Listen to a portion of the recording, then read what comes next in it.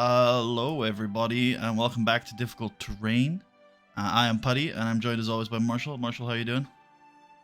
I'm doing quite well. As I said before the break, I've suddenly come down with something, but nothing that would prevent Admand from killing all of his enemies. Death to his enemies. Death to his enemies. And death to your L-O-V-I enemies. his names. And death, Yes. yeah, our enemies, of course. Yeah, I love that conversation. Like, death to your enemies. No, to our enemies. Our enemies. And then it's like, wait, do we not share the same enemies? Oh, that was so funny. But, yeah, I'm thinking it's a cold or something, because I feel really cold. I don't know. Is that how I never know which disease is like, which one is the one where you feel hot, and which is the one you feel cold. But I'm guessing, given that it's called a cold, that you feel cold on a cold. But I don't remember.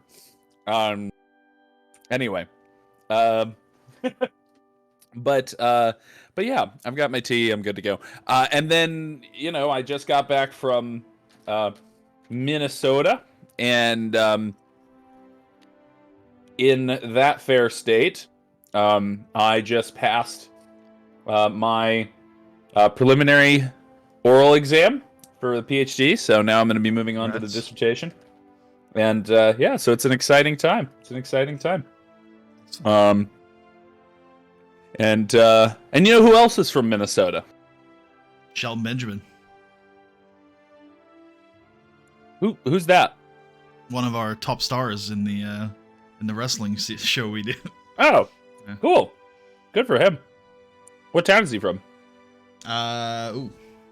Wait, does it really say? I was just fucking with you. He would be billed from a specific town, yeah, I would imagine. I'm gonna guess Rochester or Duluth. Oh, apparently he was born in South Carolina, but I swear he's billed. Yeah, so he's billed from Minneapolis, Minnesota. Oh, Minneapolis. Okay, that makes sense. Yeah. That's where I was. So okay, there you go, Minneapolis. I thought they were gonna pick like a slightly vaguer town. No, I think they usually just go for the big. Just go for the biggest city. Yeah, that makes sense. Yeah. They don't have time. They didn't spend days coming up with like all of these town names to put them from. Does it just auto generate where they're from? Is that how it works, or? Oh, this is a real guy. Oh, this is a real person. This is a real man. Yeah. This is a real. He's got blood in his veins.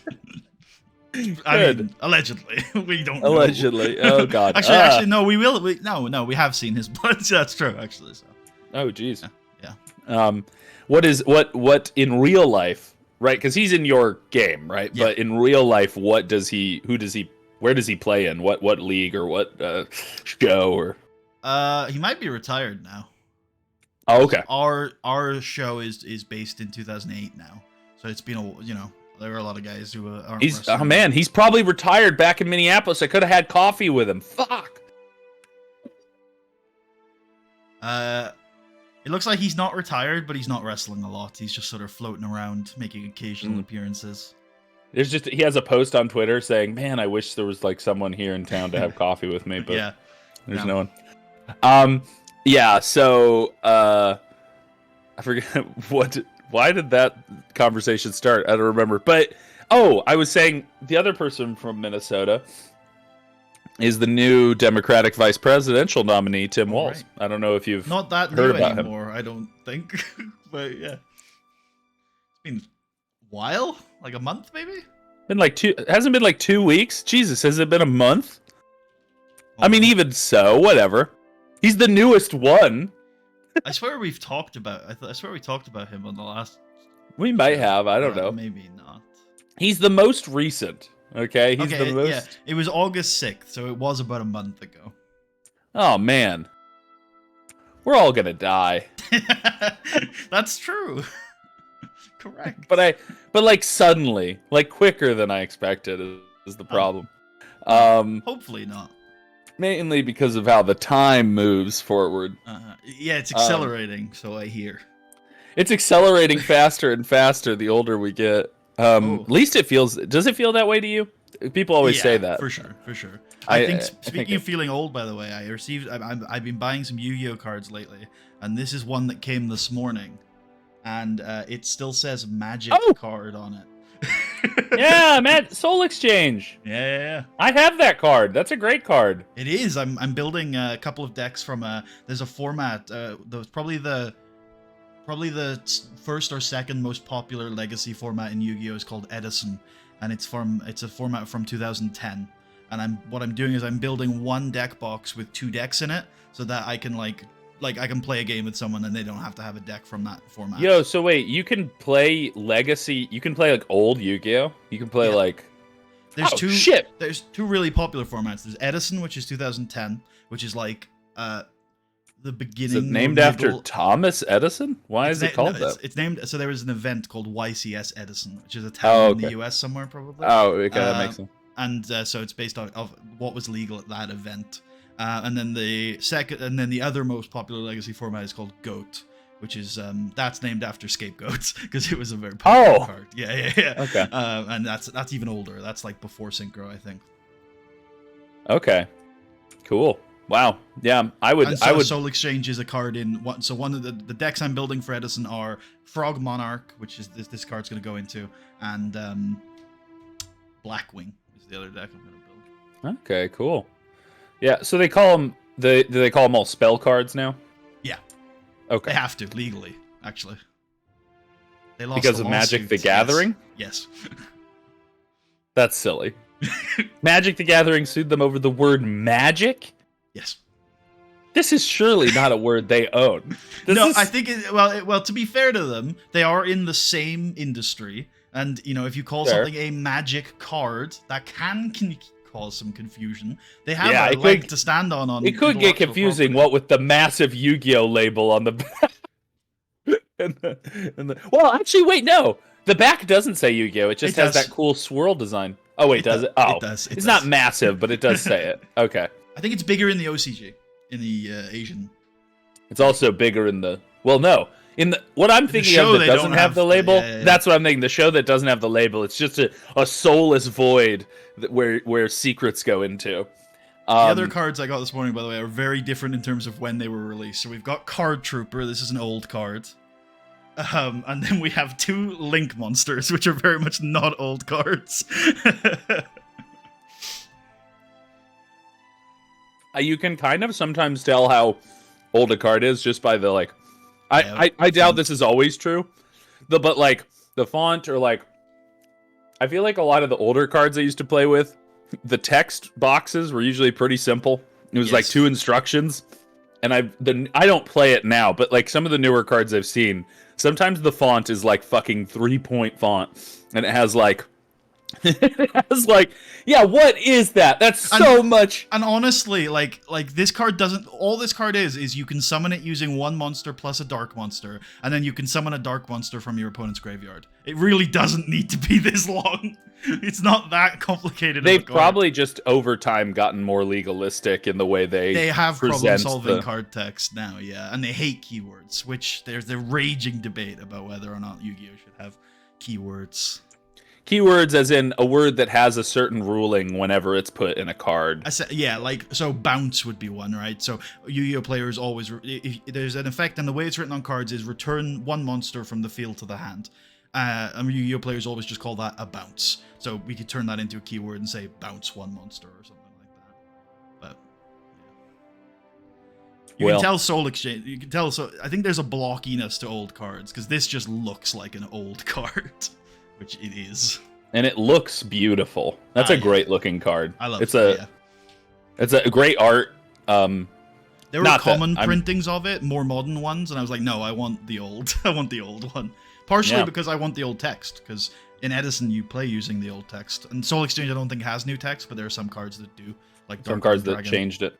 Yeah. No, that's good. Yeah. Well, I wish you luck. Now you're making me think I should get together my old Yu-Gi-Oh cards and start playing this Edison, this Thomas Edison, or this Goat. Hey, if you've got good Edison cards, then they are worth some money because people play this format. It's officially supported now at events and stuff. Oh shit! Well, maybe I could also sell them if I don't just play with them. I'll figure it out. That's a good idea. All right. Well, Speaking I of definitely, games that you play on the have. Wait, how much was that Soul Exchange? Because I definitely This have a one, holographic Soul Exchange. Now, this one was pretty cheap. I think it was like £5 or less. However, if you have a first edition version of this exact card, it's probably worth something. Because this version's unlimited. Maybe I'll have to consult with you at some point. Look at my cards. Anyway, this is from Starter Deck Yugi too. So if you have a first edition Dark Magician from that set, then that's worth like hundreds of dollars. Oh, yeah. Wow. I think I might. And you don't even, and you'd never even play Dark Magician, so there's no problem in selling it, right? Unless you like it for the collector's value, because nobody plays. I play it in every deck. I just play Yugi's deck. I just try to go for Exodia every time. Based. And then I bring it to the tournament. I don't think Starter Deck Yugi actually had Exodia. Well, no, it didn't. In fact, you absolutely had to collect that separately.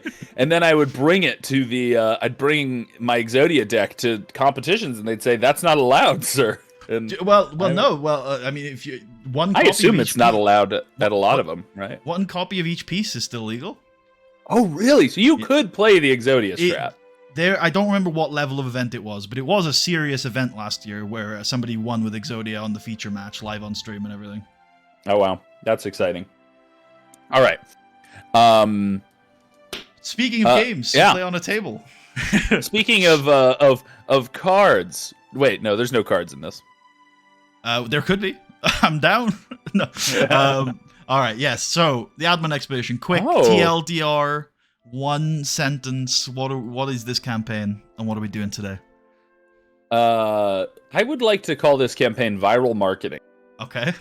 It's very ineffective at that. If you've seen the YouTube views so far, and therefore the discussion of it has also been ineffective as a description. But no, I would like to call this campaign a campaign of reclamation. Not necessarily reclamation of land, because that sounds hard, but reclamation of gold and treasure and shiny things which exist deep underground. We're currently on our way to the Stone Tooth, now that I'm looking once again at this map. In particular, the ancient, I keep calling it ancient, it's actually quite modern. The modern, but recently abandoned keep of Kundrakar. Like it's modern in the like grand scheme of things, because like I'm guessing places like Mithril Hall are truly ancient and have been there thousands of years old. Yeah. Whereas like Kundrakar, it sounds like it's been here for less than 100 years, or like in that kind of ballpark. Yeah, a couple hundred years. I can't remember the exact. Couple hundred. Okay, well, couple hundred isn't fresh and new, but it's still that. I mean, in the grand scheme of things, by Dwarven standards, you'd probably call it new because it's within the last generation or two. Yeah, it's there are people alive now that were alive when it was first built and when it wasn't there. Yeah. So we're going to Kundrakar, built by one Durgadin the Vengeful to hide himself away from all of his enemies and to design his marvelous contraptions of death. Perhaps some of which we will find. Perhaps some of which will try to kill us. I just now realized there's probably a lot of horrific traps in there. Designed by him, I'm guessing. So that'll be fun. But at the very least, hopefully we'll find some cool like weapons of mass destruction, some WMDs, some. You did receive a dossier detailing that there were weapons of mass destruction. But look, my boss, Borge M. Gush, he told me. Like Wario. George Bush with a mustache and a hat. I can't think of a grosser name than Borge M. Gush. That sounds like you can call me Mr. Gush. I'm Mr. Gush. And I'm gushing to see you. Ugh. Oh, God. Oh, gross. Hey. So, we are headed there.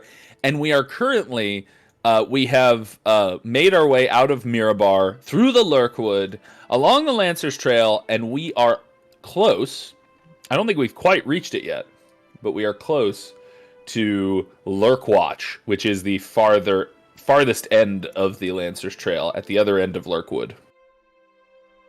Yep, absolutely. All right. Yeah, you're still about a day out from Lurk Watch, I believe. That will be resolved shortly. And look at this beautiful gathering board that you've made.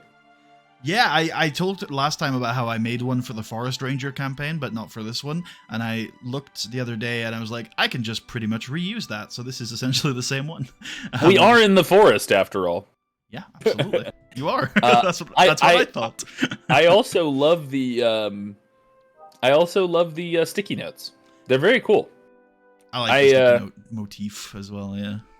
I knew this guy who did like a Delta Green game. Delta Green is like a modern Call of Cthulhu type setting, where you play like CIA agents and FBI agents, these sorts of things. And he ran it on, I think, Roll20 or some sort of TTR, something like this. And he had all these. He created like a string board that you would do as for an investigation, and he literally put like digital sticky notes with handwritten stuff on it. That's connected by strings. And yeah, I like the touches. I like the I like that we have 2 maps. It all feels very, very, very homey. Also, wait, did you like reflect the map into? How did you do that?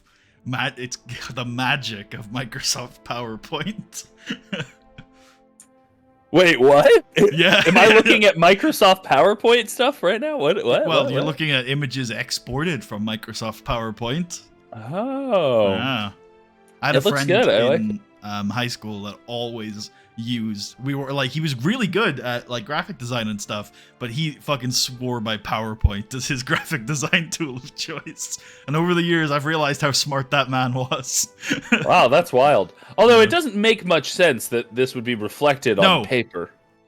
I couldn't find many effects that I was particularly happy with, so I went with ones that I thought looked cool. But it does, it looks cool. It gives it a certain je ne sais quoi. Maybe it's leaked. It's like ink leaked over. Maybe he's folded it up in the brain. Yeah. Yep, that's not good. Kratz, as we know, is not the smartest fellow. I especially like the way Silver Moon reflects at the bottom. Like it touches, it perfectly touches the edge, and so this also lets me bring up one of my favorite things. This is an official Forgotten Realms map that spelt Silvery Moon wrong. Yeah, you're right. Shouldn't there be a Y? There should be. That's cringe. Yeah. But it's nice in universe because we can say, whoever made this map got it wrong or different dialect. Yeah. Or I'm sure that's what the guy told his boss. Can we just put a Y in? It's too late. It's gone. It's too late, boss. But look, it's an in-universe thing, right? People make mistakes in the world, so it's okay that I'm bad at my job. Yeah. No, that's a little too cruel. I mean, typos happen. Really, I wouldn't blame the person that made the map. I'd blame whoever they have like double checking quality this check. shit. Yeah, I don't know what era it was too, because I think it's pre 5e. But yeah. This is a pre 5e map. I think so. It looks, or maybe it's the first 5e adventure. Maybe it's Tyranny of Dragons. I just assumed because of how far north it was that it was from something like Icewind Dale, like the Icewind Dale adventure, but no, they have a specific Icewind Dale only. They have their own thing. Okay. Yeah. And then Storm King's Thunder has a different style. It's more, they have a style of map that they've used since Lost Mine. Like it's hard to describe, but you can definitely tell when you look at the Lost Mine map and the Storm King's Thunder map that they're like the same style. Hey man, but we're in an important place. All the places are important, and they're marked on this map, so that's cool. Mirabar, marked on the map. Mithril Hall, marked on the map. I've heard about Felbar, marked on the map. Yep. Lurkwood, marked on the map. There it is. We're playing in the Forgotten Realms, guys. This is real. This is happening. That's true. It can't be stopped. All right. Well, so I don't know if you know this. I don't know that much about the Forgotten Realms, so whenever you introduce a piece of lore, for me it's like 50-50 whether that's something you made up or whether it's in the world, which there's no problem with that, but sometimes when I realize it is in the world, I'm like, oh, okay, now I know. Mm-hmm. Yeah, no, and I think that ratio is probably correct. It is probably about 50% stuff I've done and 50%. I'm assuming that lore. Some of the overarching stuff you defer to the Forgotten Realms, but then for the nitty gritty, it tends to probably shift more to your stuff. Would that be correct? That used to be my philosophy entirely, but this recent arc where the good guys essentially lost has changed the direction of the setting Sure. quite a lot. Yeah. That makes sense. So now it's broken. Yeah, but that's good because now it's more mine than it used There to you go. be in Yeah. a lot of ways. Very good. Yeah. Did when you say the good guys lost? So this was a real campaign you ran where the party lost at the end of the campaign, then, or kind of twice. 2 long-term campaigns where so the first time they were trying to stop this this darkness that you're aware of. So in the first campaign, they were agents of this international organization called the Lord's Alliance, trying, Yep. they were put together as a crack team to solve this problem. And it was about a year-long campaign, at the end of which they TPK'd, and they never solved the problem. And then so we all got together and said, what do we want to do next? And I said, do you want to have one last go at the darkness thing? And they said yes. So they put together another team. This one was more like... they just came together by happenstance, essentially, and they were working for the Silvery Moon government, and again, trying to stop the darkness, essentially. And again, it was another year-long campaign. They got really close to stopping the darkness this time. They were literally like on the final chapter of the quest, but they ended up TPKing. That's brutal. Did I can't think of his name off the top of my head, but did my orc guy? I was like, I know that there was an army of orcs involved in this, and I'm wondering, did his failure in any way inspire further orc raiders? I mean, this is so far north of where we were that probably not. Yeah. Like this is a completely different world of orcs, I'm guessing. Different orcs up here. Different orcs. Damn it, but if he succeeded, I could have been the one creating darkness. Fuck. Possibly, yeah. Or, we'd have... Man, if you had succeeded and the other campain had failed, we would have had so many orcs, dude. It would be an orc world. Orc world. That would have been great. And then my orcs would fight the other orcs, and then we'd hire human mercenaries. Oh, that'd be cool. Oh, that would actually... Wow, damn. What could be... There were a lot of... so, your orc didn't have too many ripple effects, but your wizard... not wizard. Yeah, it was a wizard. Healer. Keyleth, she had a few knock-on effects, because... Oh. One of my old players, he was quite interested in the manor where the Mind Flayer was. Yeah. So for about a couple of months afterwards, he kept putting together different parties to try and go slay that Mind Flayer, and he never could quite do it. And my character, right, was at that point a minion, a thrall. Yeah. Did she fight them in battles, or? I think so, on a couple of occasions. Yeah. Nice, dope. I'm such a good evil person. Anyway, all right, back into it. Back into the map. Should we go to the hex map then? Sure. I think we should start off with the sighting of Istria in the morning. So let's get what kind of environment are we looking at here? It's probably the same sort of situation that we've gone over the last couple times, where she can either head out on this watch, climb up a hill, make an encounter check, or she can just climb up a tree. The trees have been working out, and I don't think the sighting is important enough to risk her getting separated and something bad happen. Like, I mean, if we had no idea where Kundrakar was, then I'd be more concerned. But it seems like we have a really solid lead. So for now, I think the sighting is more of like just to kind of give us extra context on where things are. So I'll have her climb a tree and see how that goes. Cool. Yeah, that's an athletics check. Athletic. Strength.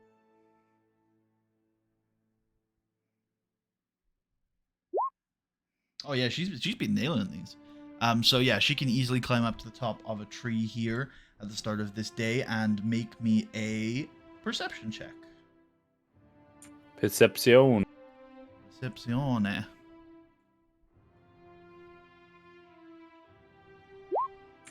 Hey, That is pretty good. can't beat that. I mean, you could. Like, Yeah, there's pretty higher easily. numbers, but Quite a few. like 2 or 3. Yeah. Well. So let me just grab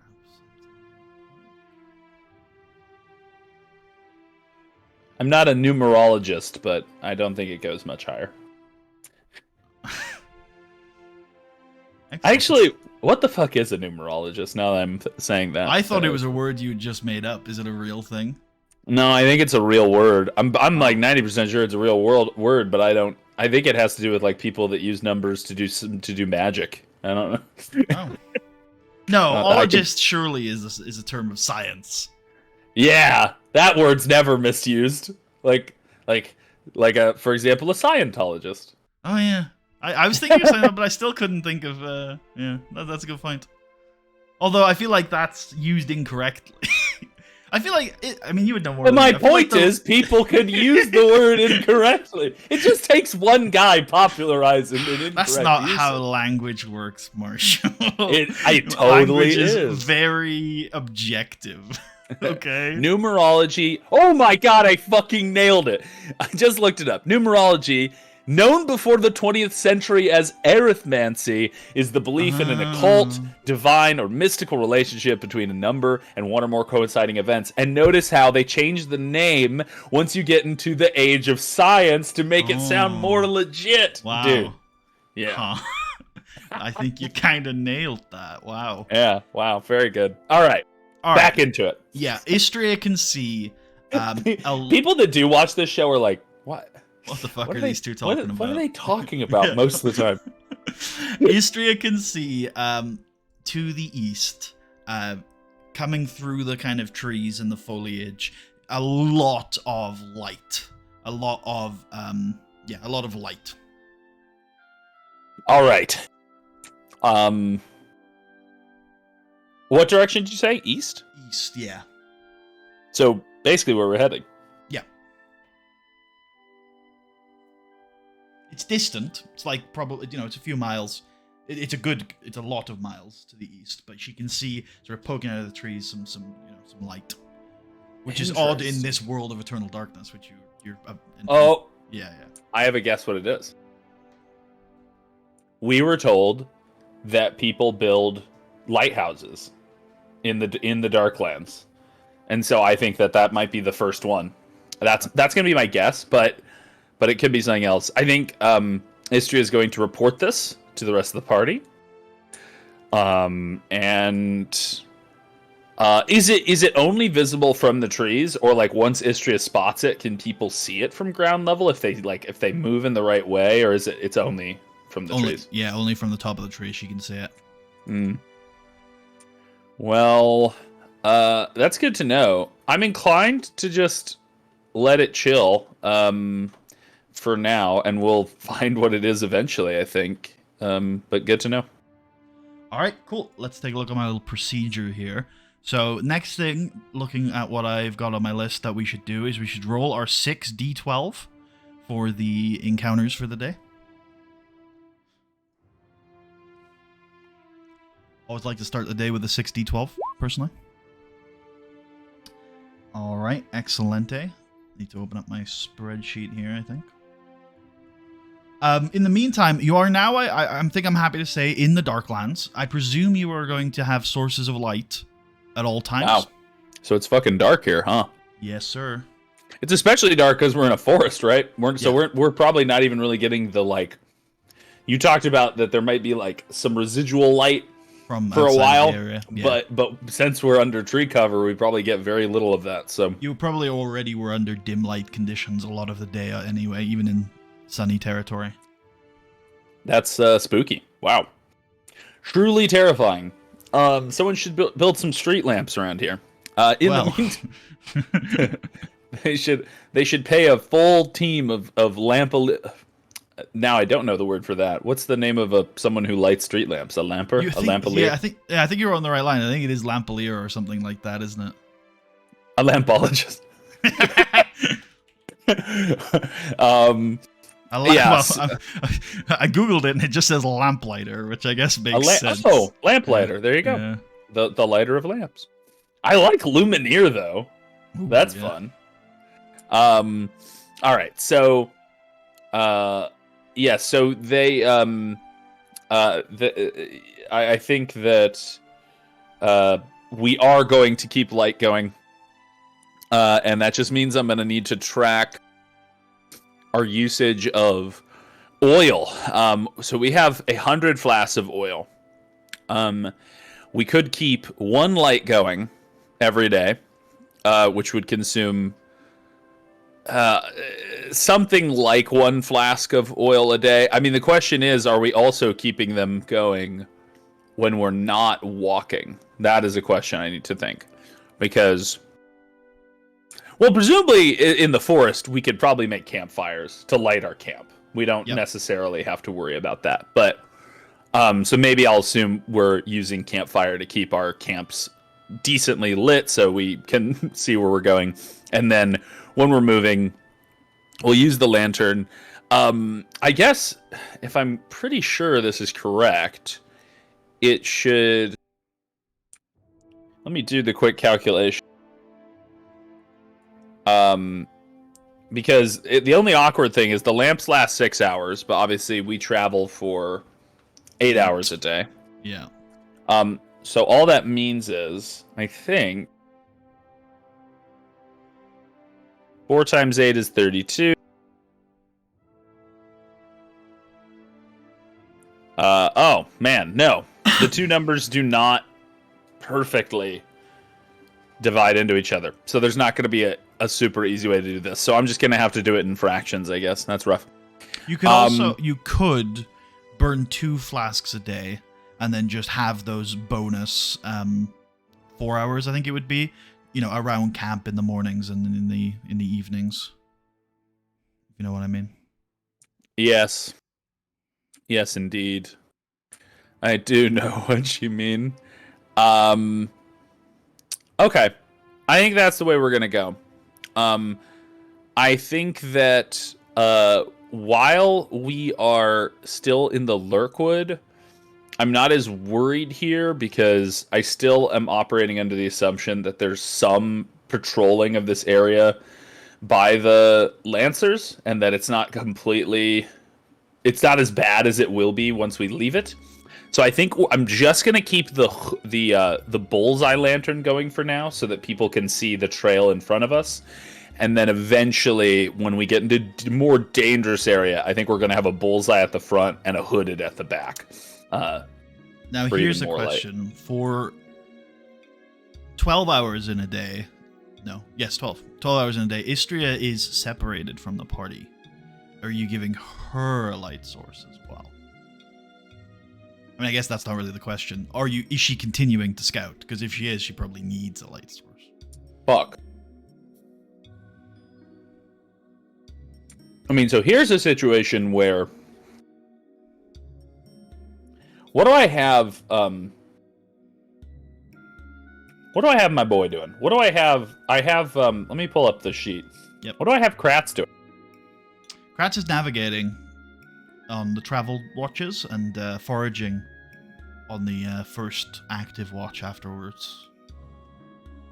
Then he's on Sentinel, and then he's got his 2 watches of rest.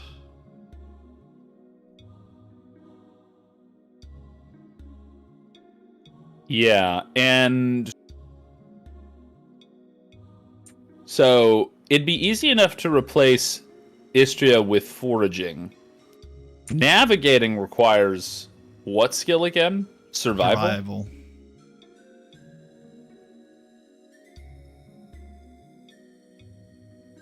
I mean, fuck, do I just go whole hog and have Dorian do that now?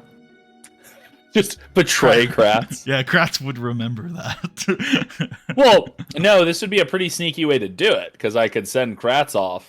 The scout. The point of this is not necessarily because I want to replace Kratz. It's because I want to replace... That's just a happy accident. It's just a happy accident. I think it'd be useful for Kratz's dark vision, especially if he's on his own. Do I really want him having a big beacon attracting enemies to a lone person? Like, it's okay if the whole party has light because, well, like, we're all together and we can fight things together. But, like, I don't know if I want the lone scout to have a lantern on them. I could also just give up on scouting while we're in the Darklands. But it is pretty beneficial. Let me quickly see. Dorian's wisdom. Dorian does have a +2 wisdom. I mean, it's not bad. It's literally one lower than Kratz's survival. Like Dorian's rolls on this. So I think if Kratz doesn't rebel, I mean, if he actually seems pissed about it, I'll reconsider.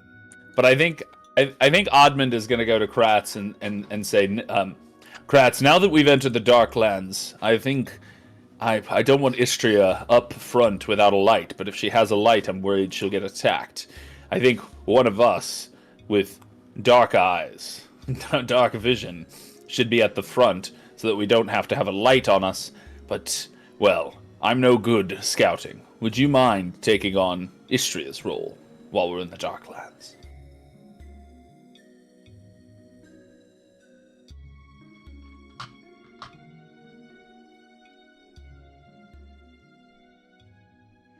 Kratz nods and stoically accepts the orders. Was he enjoying navigating? It's hard to tell. Honestly, it just seemed like he was just doing it to impress me at a certain point. I don't think he was having fun. He does seem, I mean, he had a lot of equipment on him. Not a compass necessarily, but, you know, he has, like, rods to test the depth of the mud, and, you know, he's chipping away at trees to see. And, you know, and what did all that do? What did all that do? There's a couple maps that he shows you, I guess gives to you now. Dorian takes his place. And then, well, actually, let me also check. What is Istria's wisdom? Her wisdom's probably her wisdom's also quite good. Yes. She's wise. Well, in that case, I'll just switch out Istria for Krath. And so I will have Istria.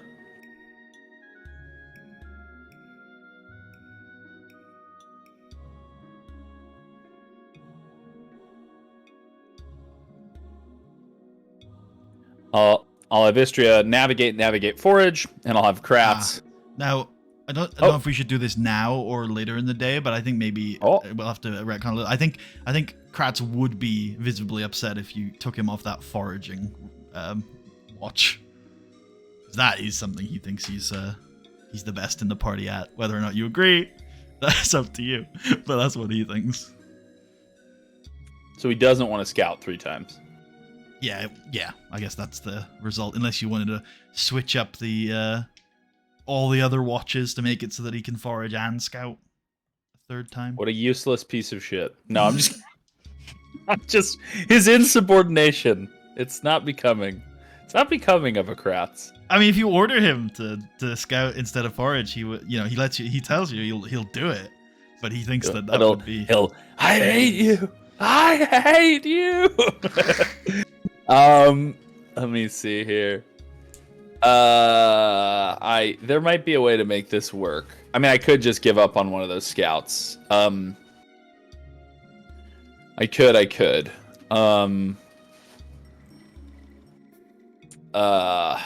Shit. So what I'd need to do is get Kratz off Sentinel. Yeah. Or move around the rest entirely, which is kind of a pain. But I could do that. I could put... I mean...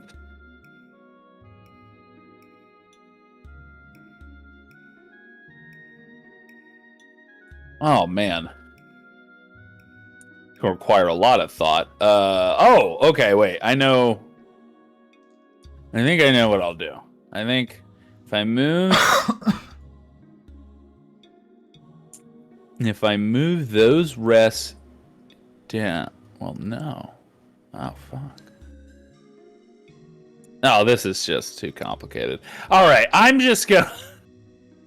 I mean, I don't want to upset Kratz. I do feel bad for him.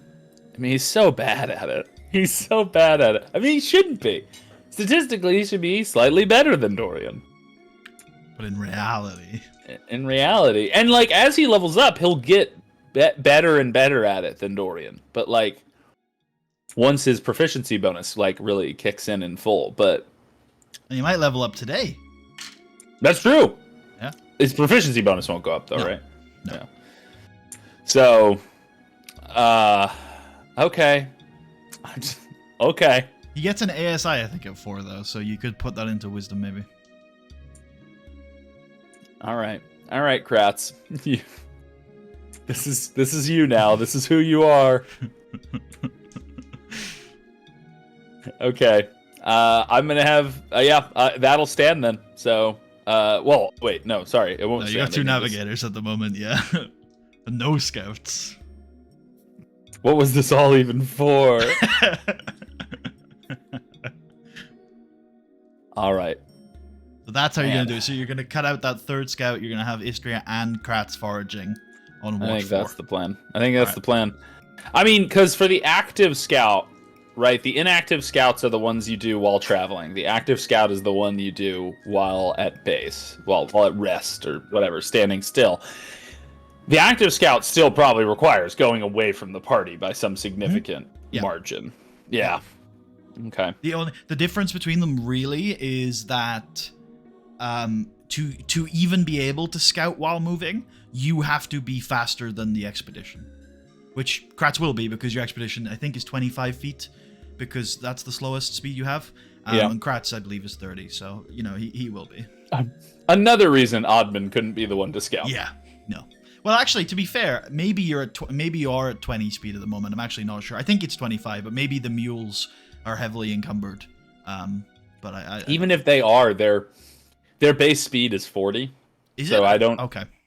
I think so. So I don't think I even being like fully encumbered, I don't think Then they it would would slow be- us down. It would be 30 then, yeah, if that's true, if what you say is true.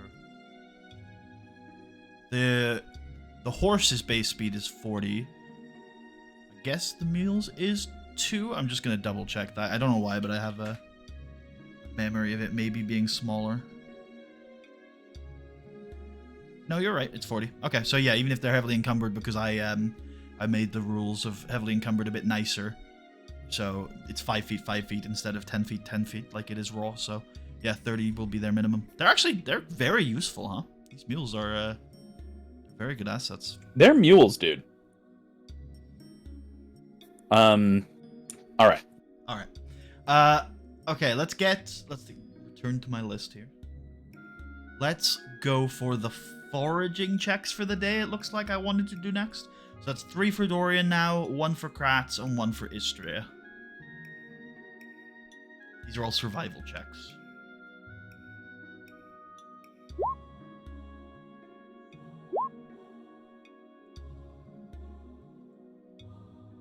To remind myself how much they need to succeed by to get fuck. extra food. That's just a 10 for Kratz. Okay. And then Istria. We're gonna have almost too much food. If such a thing as possible. Okay, so they need to succeed by X amount. Okay, so just a 10 for Kratz. Wow, Dorian. Crit again, holy. So Kratz and Istria both get nothing.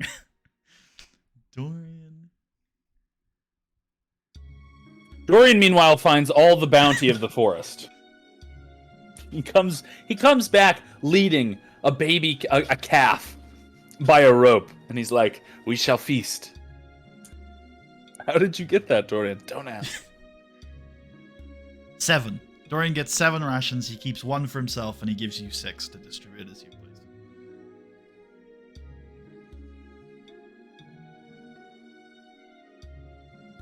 He is a man of the people. Gee, 7 rations. Yep. Occasionally it hits me just how effective he is. He's so effective. Are we, by the way, I just realized I've just been throwing these rations like in with the main stock when we get an excess. Sure. But they're technically different than the rations you'd buy in town. They might not keep as long. Do you care about that? Not really, because I feel like we could always prioritize going- eating Yes.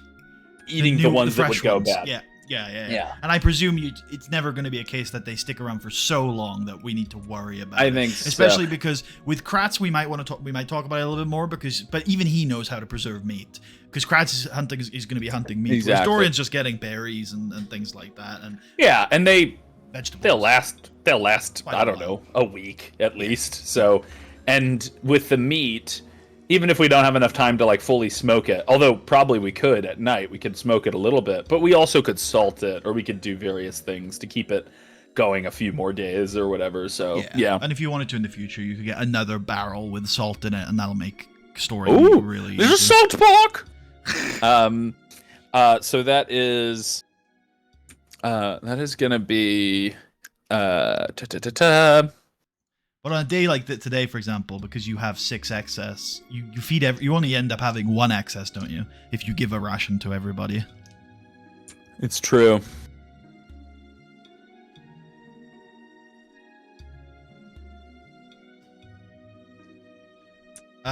And then when you're ready, I'd like 2 encounter checks. That's 2d12 for Kratz. For Kratzy? For Kratzy.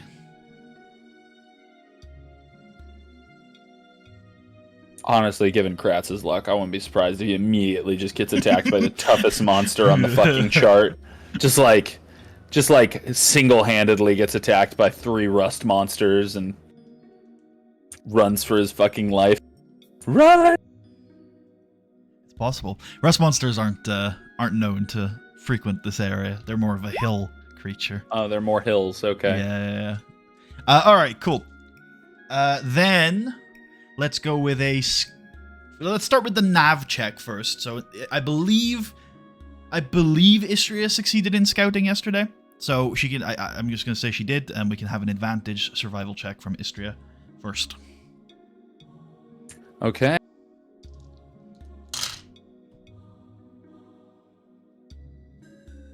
Here we go. Boomity boom boom. 13, I think. Yeah, I think the DC for following the Lancer's Trailway was a 9, so I think she's fine on that one. Now I want a perception. I want a perception check from Kratz. This is both for his scouting, but also there's more to this perception check than usual. Oh. Yeah. 12's pretty good. It's okay.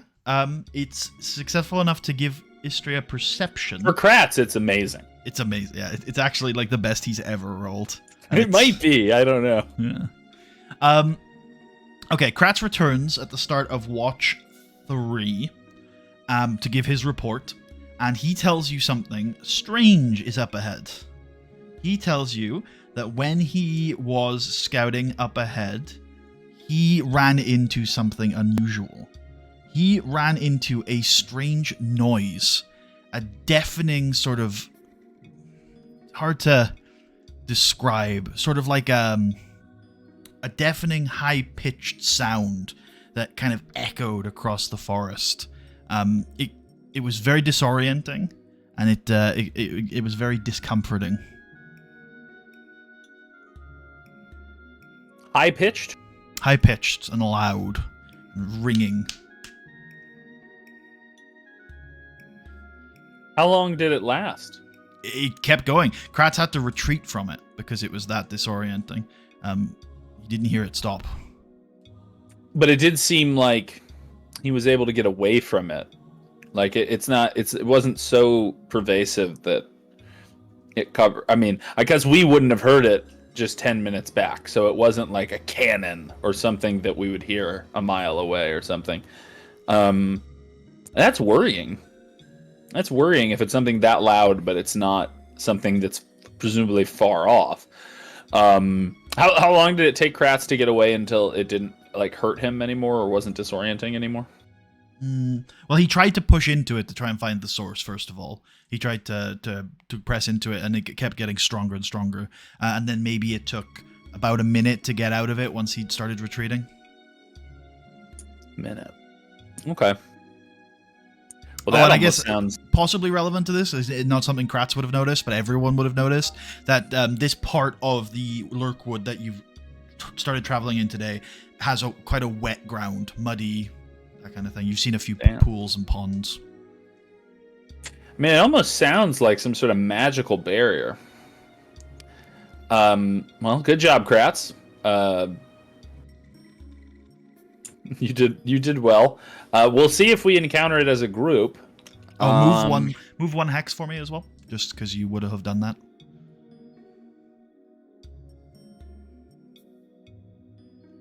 I wonder which hex. I go off trail. That Actually, genuinely, I'm not sure which one the next hex should be. Is it the top or the bottom one? is up to you. Well, I see like a... What's this? That's a river. Okay.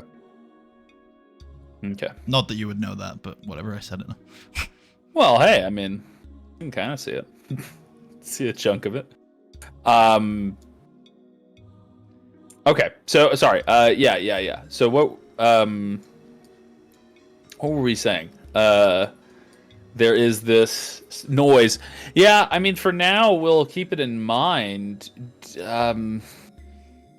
Did it seem localized to one area, or does Kratz think that we won't be able to get past there?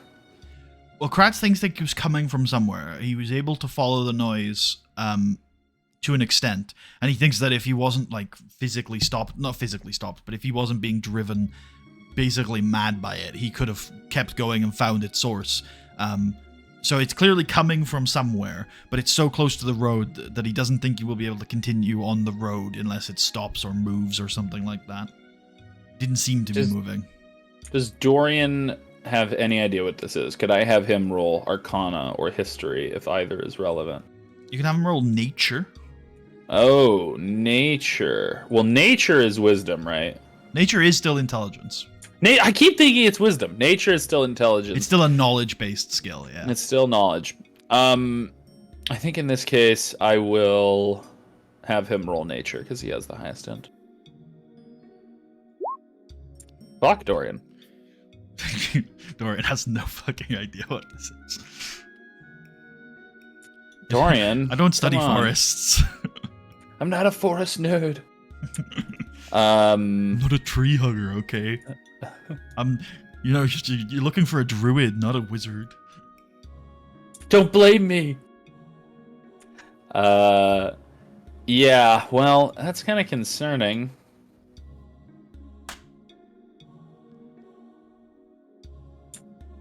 I mean, like, did he encounter... Are we learning about this, like, as we're still in the middle of travel, or is this at, like, the end of a travel phase and we're, like, winding down? Yeah, this is when he reports back at the end of Watch 2. Yeah, going into Watch 3. So you can... so we're still traveling. Mm-hmm. You've still got one more travel watch left. You can change your watch actions. You can change your direction of travel. As you can see, there are 2 hexes up ahead that sort of bisect the Lancer's Trailway. So you could instead go a little further off the road. And I think that's probably what Kratz suggests, is trying to find a pathway through the forest. Did Kratz take physical damage, or was it just mind-numbing? It was just very mentally taxing, stressful. I know that in some ways you could argue that Kratz should know this automatically, but I'm going to ask for somebody to roll a medicine check for the answer to that question. Fair enough.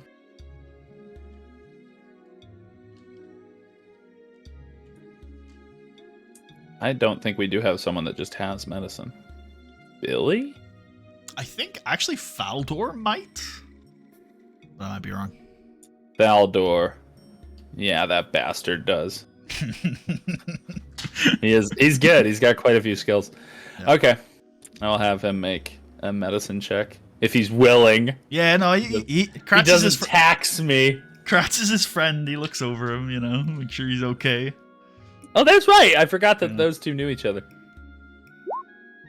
Oh shit. Kratz did not take any physical damage. Kratz is okay. He's a little shaken up, but he's okay.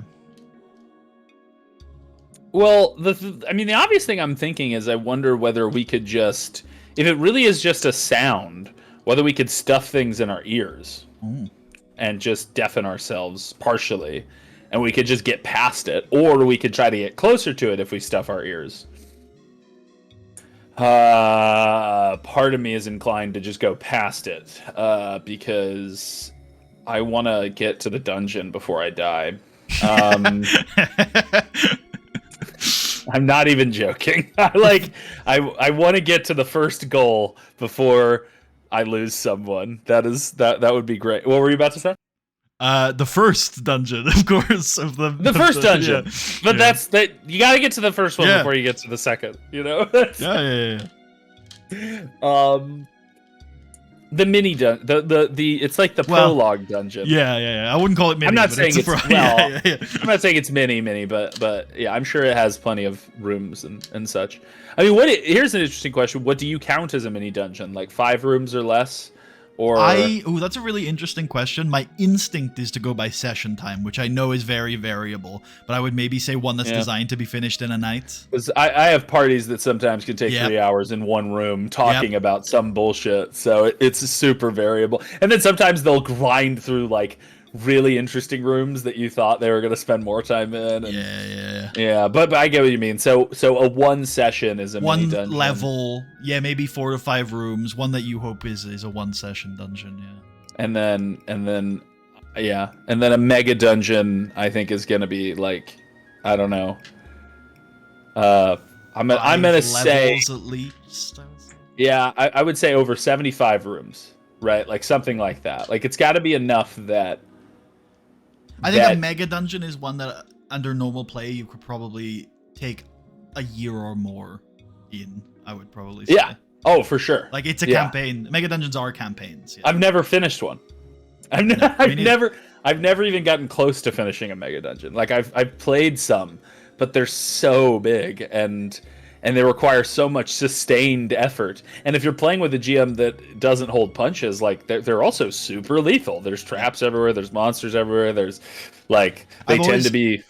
I've always been pitched that mega dungeons are perfect for like open tables, and I think that's probably right. Is you're not really like if you run a campaign where you've got a bunch of different parties in the same dungeon. I think mega dungeons are quite cool. Or if you like weave in some parts of them to a bigger campaign or something. I think it's hard to go like 1 to 20 in a single dungeon. No, I agree, and I kind of like the idea. I was thinking of running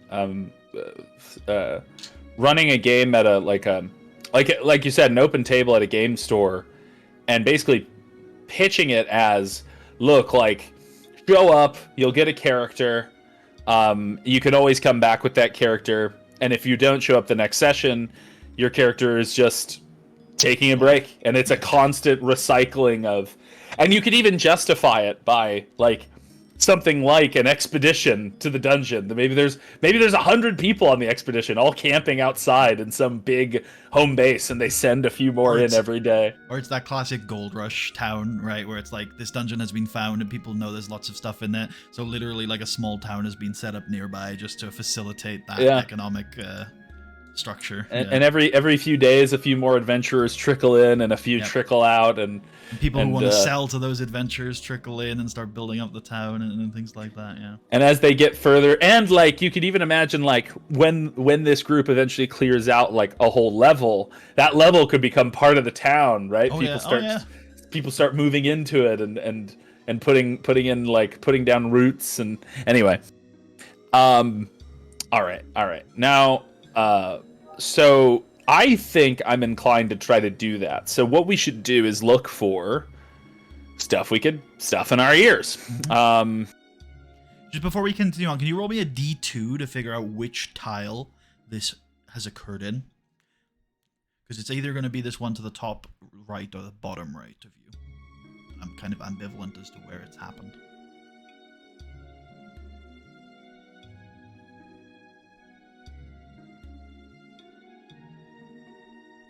Which is which? Is one top and 2 bottom? One will be the top and 2 will be the bottom.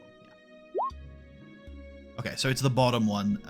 So the main road will go through the bottom tile there, and that's where this sound has been heard. And it kind of makes sense because that's where the river is, and you're walking through more marshy territory now.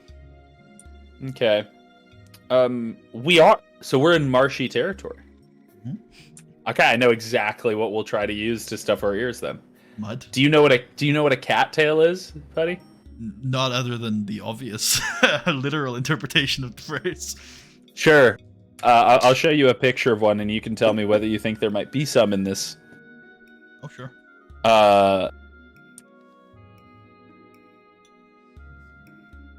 Let's see. Here we go. There we go.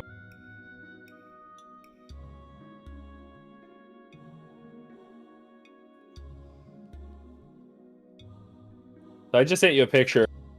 Oh, okay. So they grow near. Yeah, and they're. I always thought they looked like hot dogs or like sausages, but we call them cattails. They might. They might have different, colloquial names in different places. Or maybe they only grow in North America. I don't know. But whatever. Anyway, they grow near lakes often, but I think they also grow in swamps or anywhere where there's like water year round. That's what they need. And if you take that cattail part, that top part, the hot dog looking part, and you split it open, it's filled with a kind of downy seed stuff that is a little bit like cotton. And so if there's anything like this in the swamp, we can try to take some out and stuff it in our ears to try to deafen noise. Okay, yeah, no, that makes sense, and there's definitely a possibility. So what I'm gonna say is, why don't you have anyone you'd like here roll a survival check, DC 12, to find the source of some of this. Kratz, I'm really trusting you on this. Statistically, you should be the best at this, but I'm starting not to believe in statistics anymore. I only believe in the god of Dorian. Death to his enemies. Death to his enemies. Math is... I am blinded by Dorian, no longer by science. Do you have inspiration? That's a great question. I don't know if I would use it on this, because we could always just go in the other hex if we can't find it. Yeah. Or I mean, this isn't also this... We could try other means. We could tear up cloth and try to stuff it in our ears. Like, I don't know. I could think of something else, but let's try this. Here we go. Survival. I don't have inspiration as it turns out, so that's fine. Okay. Survival. Oh, yes, yes. All right, yeah, you find it then. You find a little, like quite a large. I wouldn't call it a lake. It's like a large pond, and this is growing on the outside of it. Huge. All right, so we'll pick some. I make sure that there's no like bugs or anything that is inside, so we're not stuffing bugs in our ears. But and then we will. I think that we will. We'll just have them ready, because I don't want to do it preemptively. And we'll go until Kratz thinks we're very close to the noise. And last thing I'll ask is do you know how equine animals react when their ears are blocked? How does their balance hold up? Are they okay? I don't really know. I have no idea. We can hand wave it then. If you had any idea, then I would go with it. But I'm fine. I'm sure they're fine. No, horses. In real life, horses terrify me. I don't. Oh, I just saw you put the picture on the Roll20. Great. Yeah, so show the viewers. Show the audience. Yeah. The cattails. I loved your answer. Other than the traditional the literal definition of the word, yeah. Yes. You're like, where is this going? Are you going to find feral cats, cut off their tails, and stuff them in your ears? All right, I'm gonna move you to that tile. And why don't you put a little note? Watch. Why don't you put a little note in that tile about what you think it is so far, or just any note you'd like to put while I have a look here.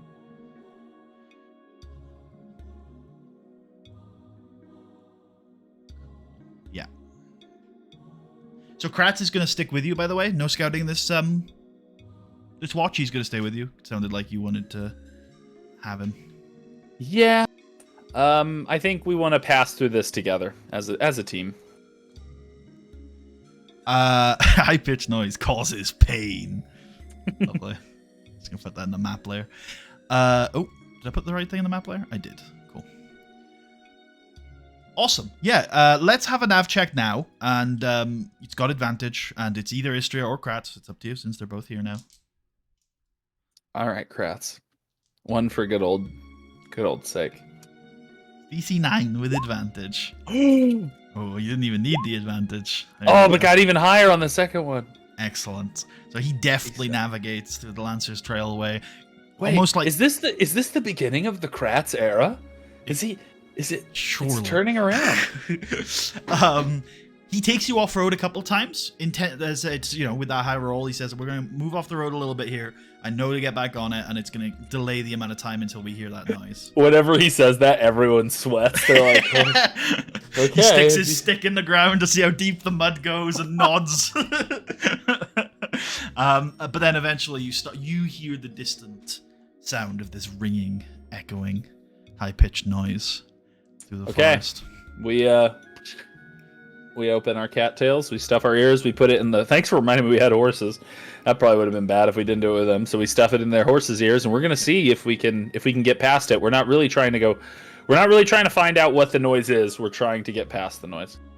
Okay, what I'm gonna say is we're gonna have every living creature except for the half-elf woman who's barely alive, barely a part of this story. Every other living creature, we're gonna have a advantage Constitution saving throw, please. Barely the half-elf who's half alive. Constitution, con save. Yeah, at advantage for everyone. At advantage because of the cattails. Yep. There we go. It's gonna be a group check. So if over half succeed, then the whole group will succeed. Good. Yeah, I like that as a mechanic. That's a fun mechanic. Okay. And the way it plays out here is essentially the people who are going to fail are going to be like almost unable to continue, but the people who succeed will be able to like pull them on and push them away. Yeah. Smack them. Yeah, basically. Maybe cup their ears and help them or whatever. I don't know. But get them through. Get them through somehow. Okay, starting with Admand, who has quite a good con save. 22, baby. Okay. Istria.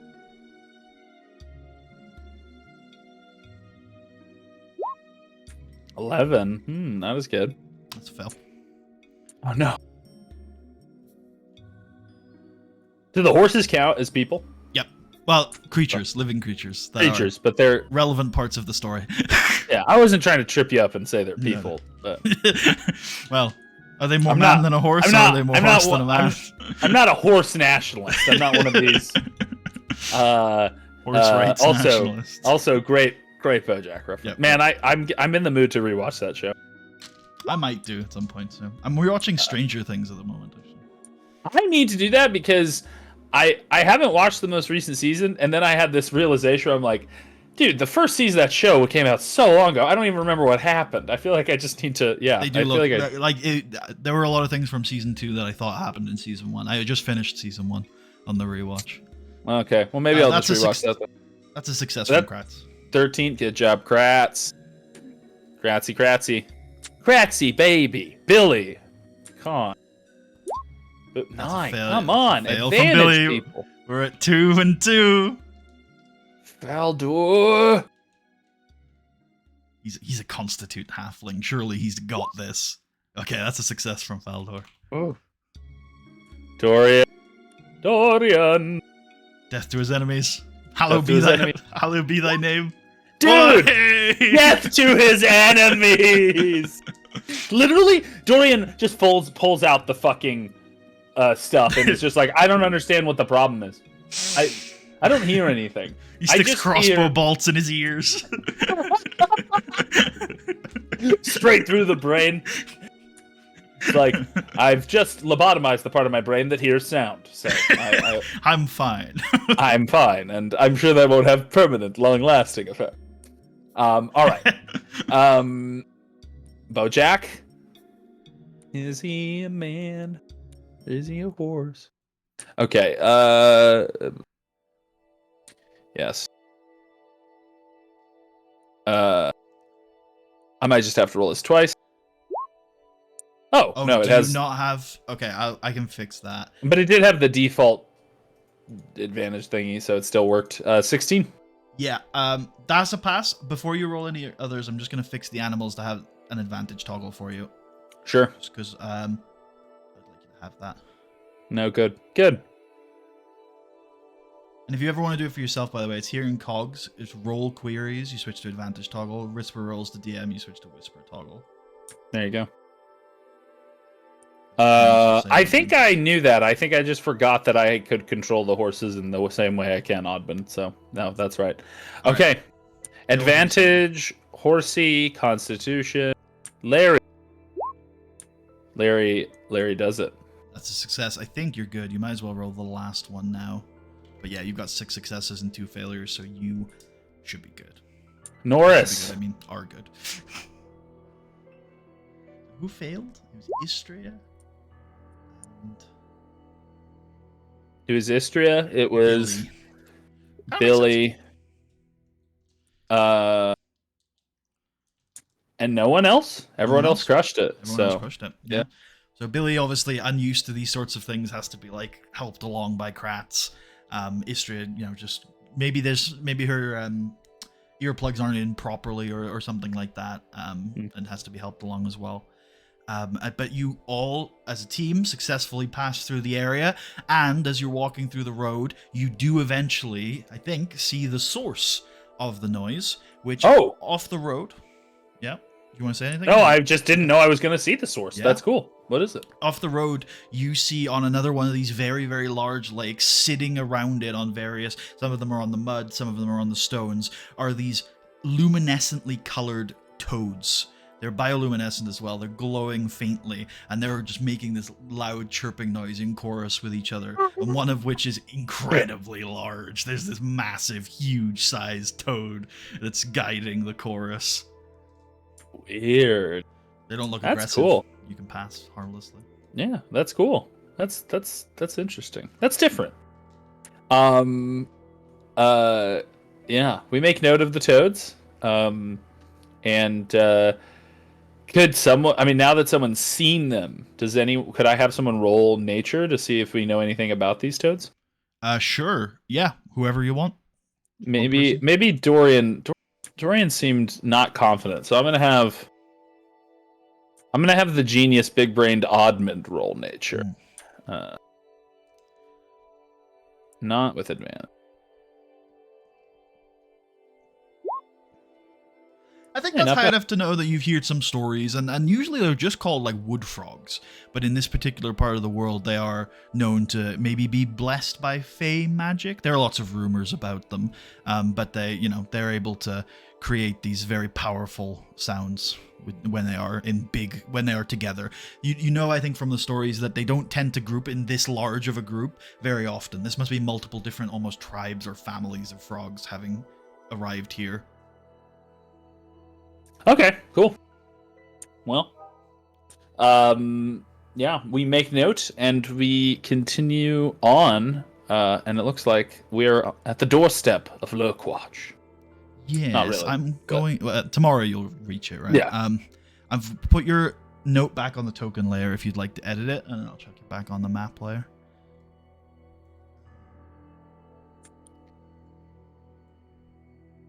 Did we get a navigation? We did, yeah. We did get a navigation check, and Kratz nailed it. Cool. That's it then, I think, for the day. And you like the note now? I do. It's on the map layer again. Sorted.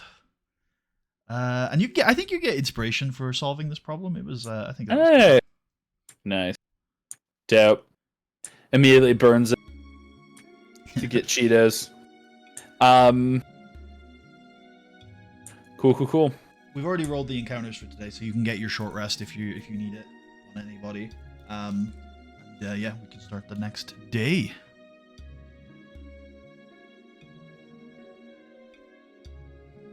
Okay.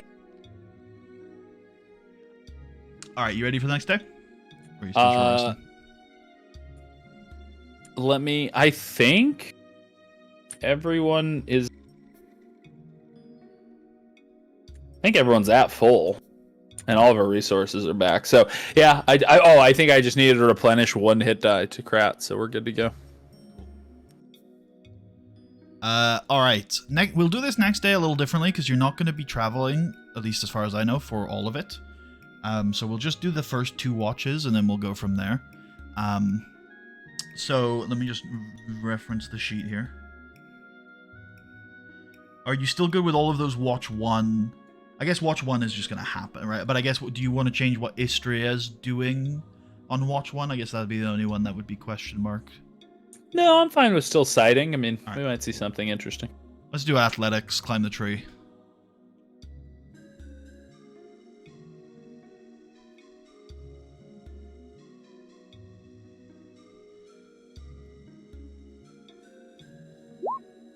So strong. Yeah, that's good enough. And then a perception. Okay, so she can definitely see that the light. I think she can probably even see from this far away. Sort of maybe if she gets a good angle on it, 14's probably good enough through the trees. She can see this wooden fortress up on a hill, covered, with lots of lamps and lanterns and torches all around it. And then she also sees probably that there's break in the trees that indicates where the river goes. So you can kind of, I think I might reveal a little bit more of this southern hex as a result of that. Explorable darkness, reveal, polygon. Maybe do something like this. I think she can see through the breaks in the trees that, this is where the river ends up going.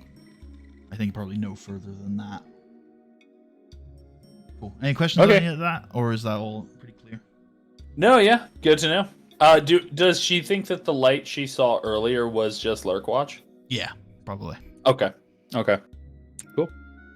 And she can catch from the breaks in the trees that there is like other lights like near that aren't necessarily in Lurk Watch, but are like nearby lighting the trail and stuff like that. Ace. All right, that sounds good. I think then we're gonna push on to Lurk Watch. Yeah. Although, do I need to make encounter rolls? Yeah, make me 2d12 just to get us an idea of whether we're gonna see anything here at the start. Just get fucking mauled at the last second. Okay, no, we're fine. I think. Yeah, you're good. Is it? Well, you don't have to tell me. It seems like it's 1 in 12. Okay. Those are the magic numbers, but I don't know. Originally, I thought it was 1 and 2, but then sometimes 12 does things, and then anyway, continue. Watch 2 is the way it's on the sheet. Is that how you want to do it? Admand, Sentinel, Dorian foraging, Kratz scouting, and Istria's navigating, or do you think you not need the scout at the moment because you're so close to Lurk Watch? I don't think there's any reason not to, just because. I mean, it seems unlikely we'd lose our way at this point, but then, man, would it be sad if we did. It's like, I mean, one thing you could do if you're interested is, because you're probably within 1 watch of Lurk Watch, is that you could take this extra. In Watch 2 you could not travel. You could send Kratz out to scout, and then you could travel in Watch 3 and possibly be traveling with advantage. Because right now you don't have advantage because you didn't scout that last watch yesterday. That's not a bad idea. Yeah, we'll do that. That sounds good. So Kratz is scouting this watch. Is Dorian still foraging? Dorian, I almost said Dorager. Dorian is still foraging. What do you want Istria to do? I'll have Istria forage as well. Okay. In that case, let's get 2 foraging checks for Dorian and 1 foraging check for Istria. Because Dorian would have also foraged watch 1 here. All right, Dorian, just get these nat 20s out of the way, and then we can move on. Oh, a 7, but still 17, fucking very high. Okay, and Istria. Okay, well, Dorian gets 2 rations. He keeps 1 for himself, and he gives you 1. This is a crisis. He looks almost disappointed in himself. He's so expected. He's now just expects finding 30 rations a day. So it's like, what do I even do with this paltry sum? And then Kratz perception check when you're ready as well to see if he successfully grants Istria advantage on her nav check.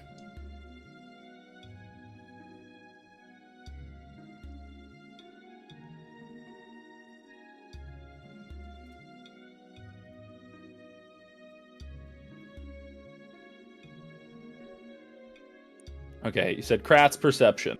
Correct. DC 9.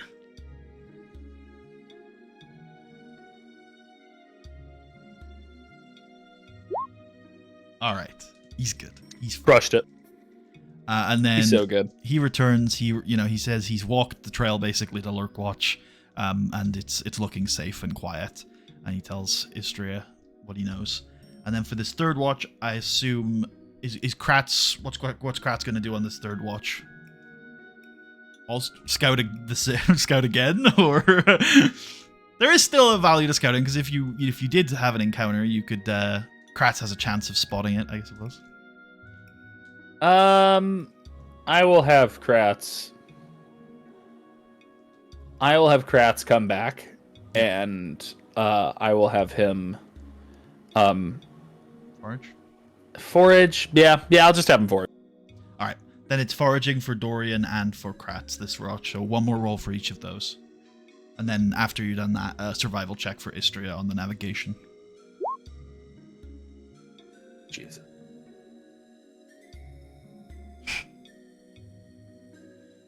He's such a specimen. He really is. Death to his enemies, hallowed be his name. Oh, okay. Dorian brings back 3 rations, which he gives all of them to you because he's already had his 1 ration for the day. And then Kratz brings back nothing. Because that's a fail. He failed by 1. Poor Kratz, man. That's... Oh, man. That is rough. Istria Nav, when you're ready. Survival at advantage, DC 9. And then you will have made it to Lurkwatch successfully.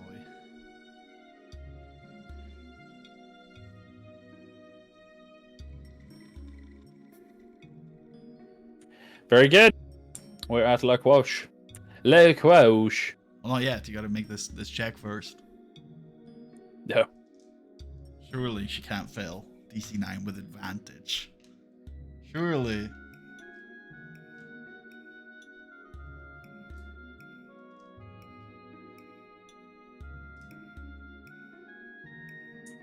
It's perception or survival?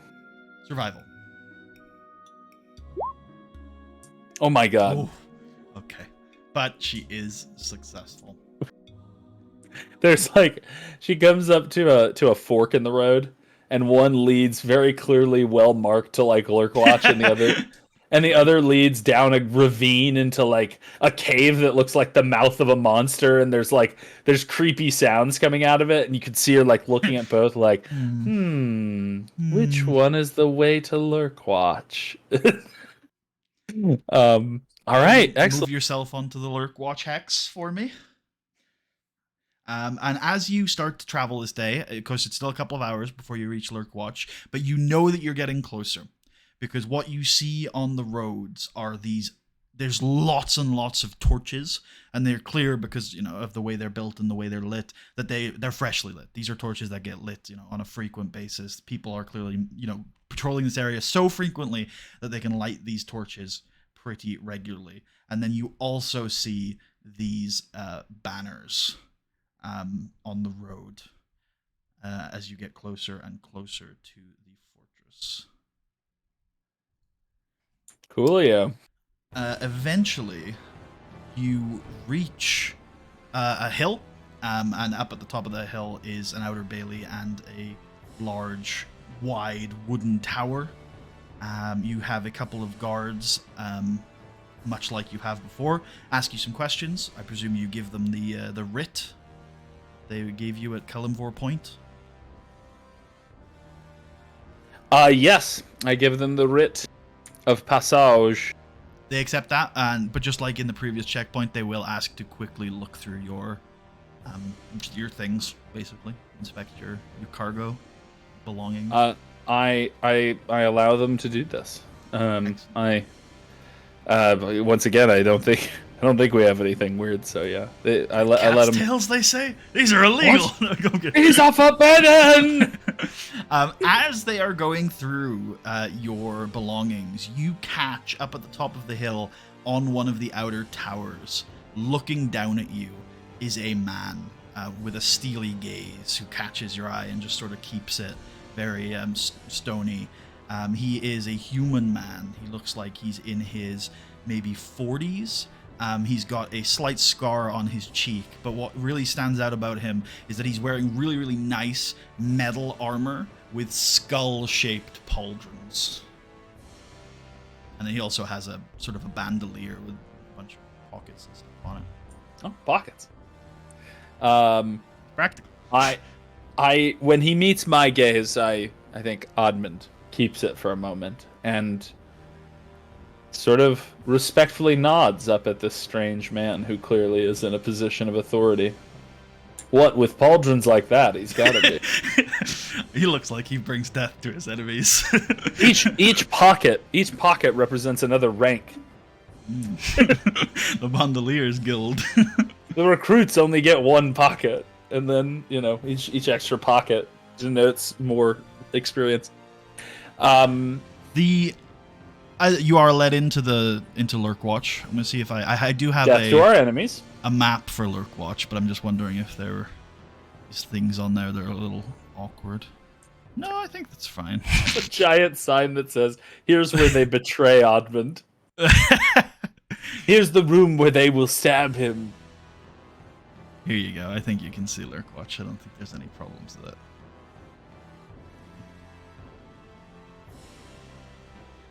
Oh wow, this is a map though.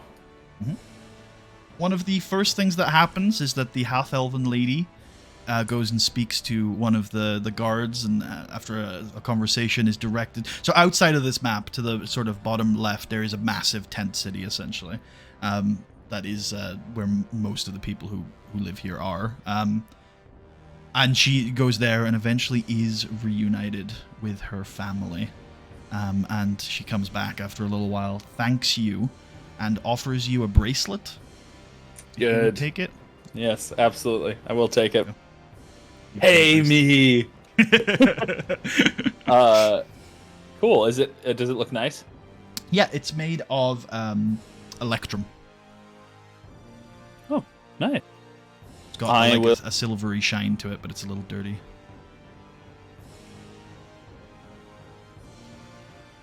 I will add it. And I thank her for her reward, and I tell her to stay safe and keep her family close. She nods. I gotta know, what's the deal with this sitch? It's like stabling. It's for animals. Okay. Yeah. Makes sense. There are horses in there that belong to the Lancers. You are allowed to put your animals in there. Oh, they're allowed to mix. Good. All right, yeah, we'll do that, and I think we are going to. Oh, I wonder if the guy I saw is Captain Uthred. No, that was the tower he was staring at you from.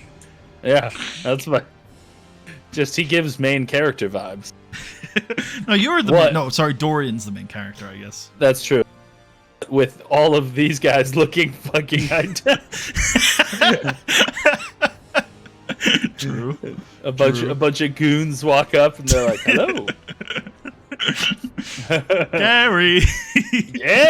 Gary. All right. That would be terrifying if that's what Lurkwatch turned into. They're all clones. Should I pull myself onto the map physically? You're free to. You're free to. Yeah. Well, that would be useful. Sure. Also, it appears like it's daylight. It's not. It's obviously eternal darkness. But there are lots of lights and lamps around. So is this the area that they were checking our cargo, or was that at a previous checkpoint? You mean just now? I assume you mean just now, which is here. And you can see that? Or am I on the wrong layer?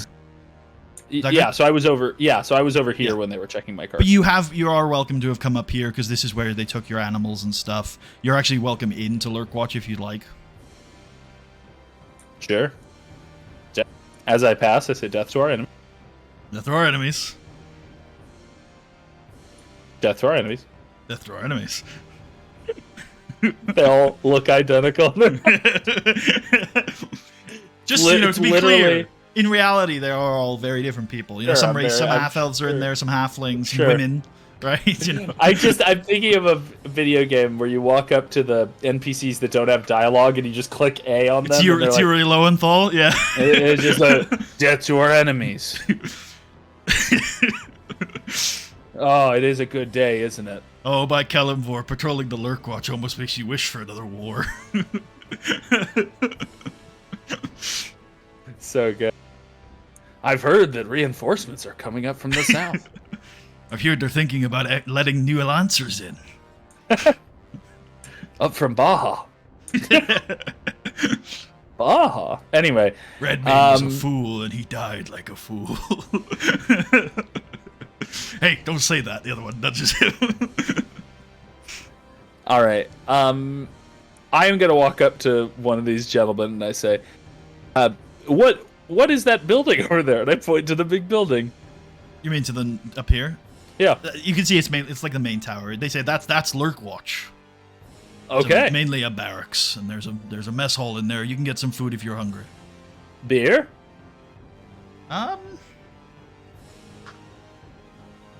Ale? Wine? Wine? Roll me an insight check.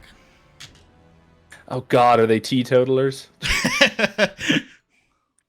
Let me. Insight.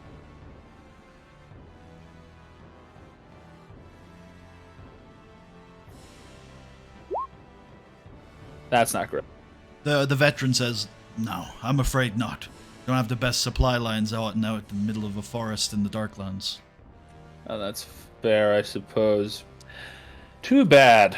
Very good. Do you mind if I ask you something?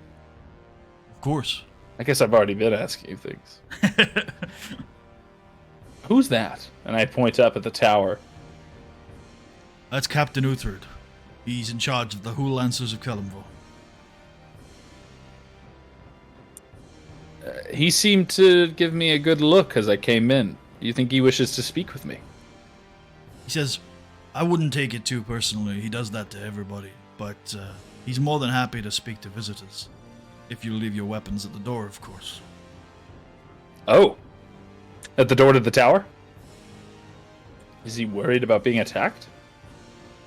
Well, he's the leader of the Lancers. Yeah, a real man would fight all comers! And as his head of security, it's more my decision than his. Oh. Oh. Which one's the head of security? The veteran. Tough? Yeah. The tough-looking one? Yeah. Not the little guy. It's not the little boy with the stick? No. Probably the giant dude with the armor. So I'm talking to you then. Yeah. Okay. Well, that's totally chill. I wouldn't mind speaking to him. I'd be happy to leave my weapons with you. Is there like a table to put them on or something? Yeah. So no, more like a crate, like a box. Sure. There's like a cool scene where Admand takes off all of his weapons, and it is an absurd amount. It is. He takes off. He takes out a spear, a hand axe. Sorry, 2 hand axes, a long sword, a warhammer, and he'll put his shield down for good measure. I assume you don't try to keep any weapons? Doesn't sound like you are. No, I'm not trying to assassinate him, and hopefully he doesn't want to fight me. Cool. He doesn't just try to fight people, does he? No. Well. No, cool. And yeah, you're nodded through then. Climb this. I think there's. Yeah, it's a ladder.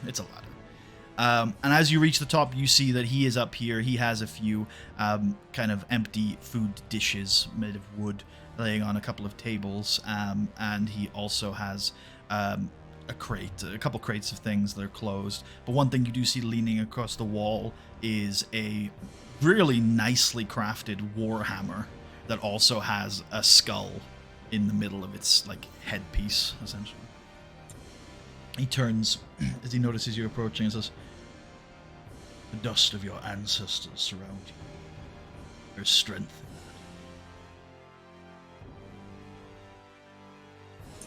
in What the fuck? That's a wild thing to say. The dust of my aunt? How do you mean? You're a dwarf, no? Yes, certainly. Connection to your past lives is strong. I can still see the dust of it surrounding you. I see. I've never had anyone tell me they could see dust around me. Do you mean literal dust or more of a spiritual dust? It's the horizon. I have been touched by it. The horizon? Yes. What the fuck? All right. It is good to meet you. I've heard you're Captain Uthrid. That's right. He approaches and offers a hand. I extend mine, and an Assassin's Creed blade comes out, and I say, I have come to assassinate you! Oh, my head of security is a fool! I told him to check for the Assassin's Creed blade! He gives you a strong handshake. Okay, yeah, I give him a strong one as well. Roll athletics. No, I'm kidding. I have gotten into some handshakes like that, and I fucking hate them. When you shake someone's hand, that when they mean firm, they mean like I'm gonna crush your fingers. Yeah. But yeah, so, Admand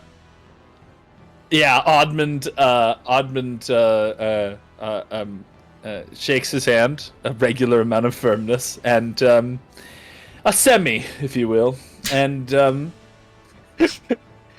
and he nods and says, "I thought it best to introduce myself.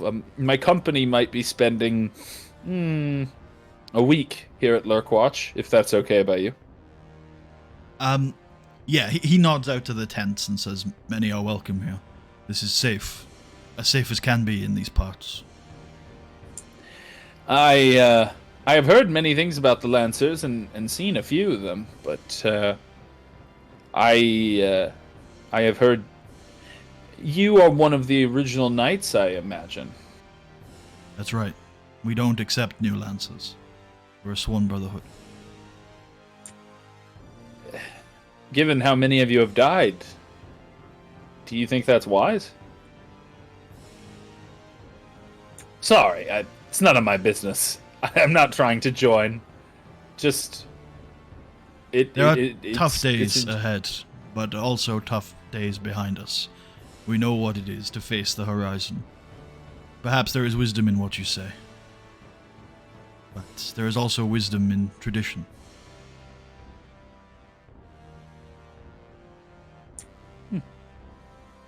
I nod and say, I'll also say what our goal is. My party and I, we are planning on heading up by Blassingdale Way, up to a mountain. At that mountain is a keep called Kundrakar. Have you heard of it? I can't say I have. Well, would you know of anything in the area, Blassingdale, or anything dangerous we should keep an eye out for? Yes. If you're heading north from here, at this time of year, you should watch out for the owlbears. They're particularly dangerous. There's lots of them in the region to the north. If you see ones with overgrown horns in particular, they're the oldest and most vicious. I didn't even know owlbears had horns. Most don't. The oldest. Terrifying. That's weird because neither owls or bears have horns. So, how does that work? What are they, owl bear deers? What's the situation? All right. Good to know. Good to know. So see horns, hide, run, pee on them. If you have meat, you can distract them long enough to get away. Oh, well, if someone did his job, we would have more meat. I look at Kratz in the distance. Guts is sharpening a stick to try and go and hunt right now. He sharpens that stick every day, and what good does it do? Doesn't matter how sharp it is if you can't throw it straight. Yeah. So, I say, okay. Well, that is good advice, owlbears. I'd also ask if you know anything of the area around Mithril Hall. We're not heading there on this trip, but, well, I have plans to go there eventually. Have you heard anything about that land?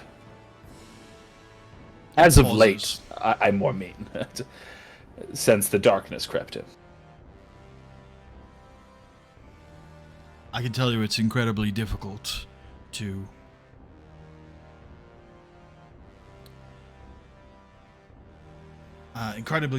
explore Mithril Hall or the caves surrounding it, and the region around it is volatile. You will have run-ins with orcs, no doubt, but there are other groups as well. Kobolds, for example, we've had trouble with.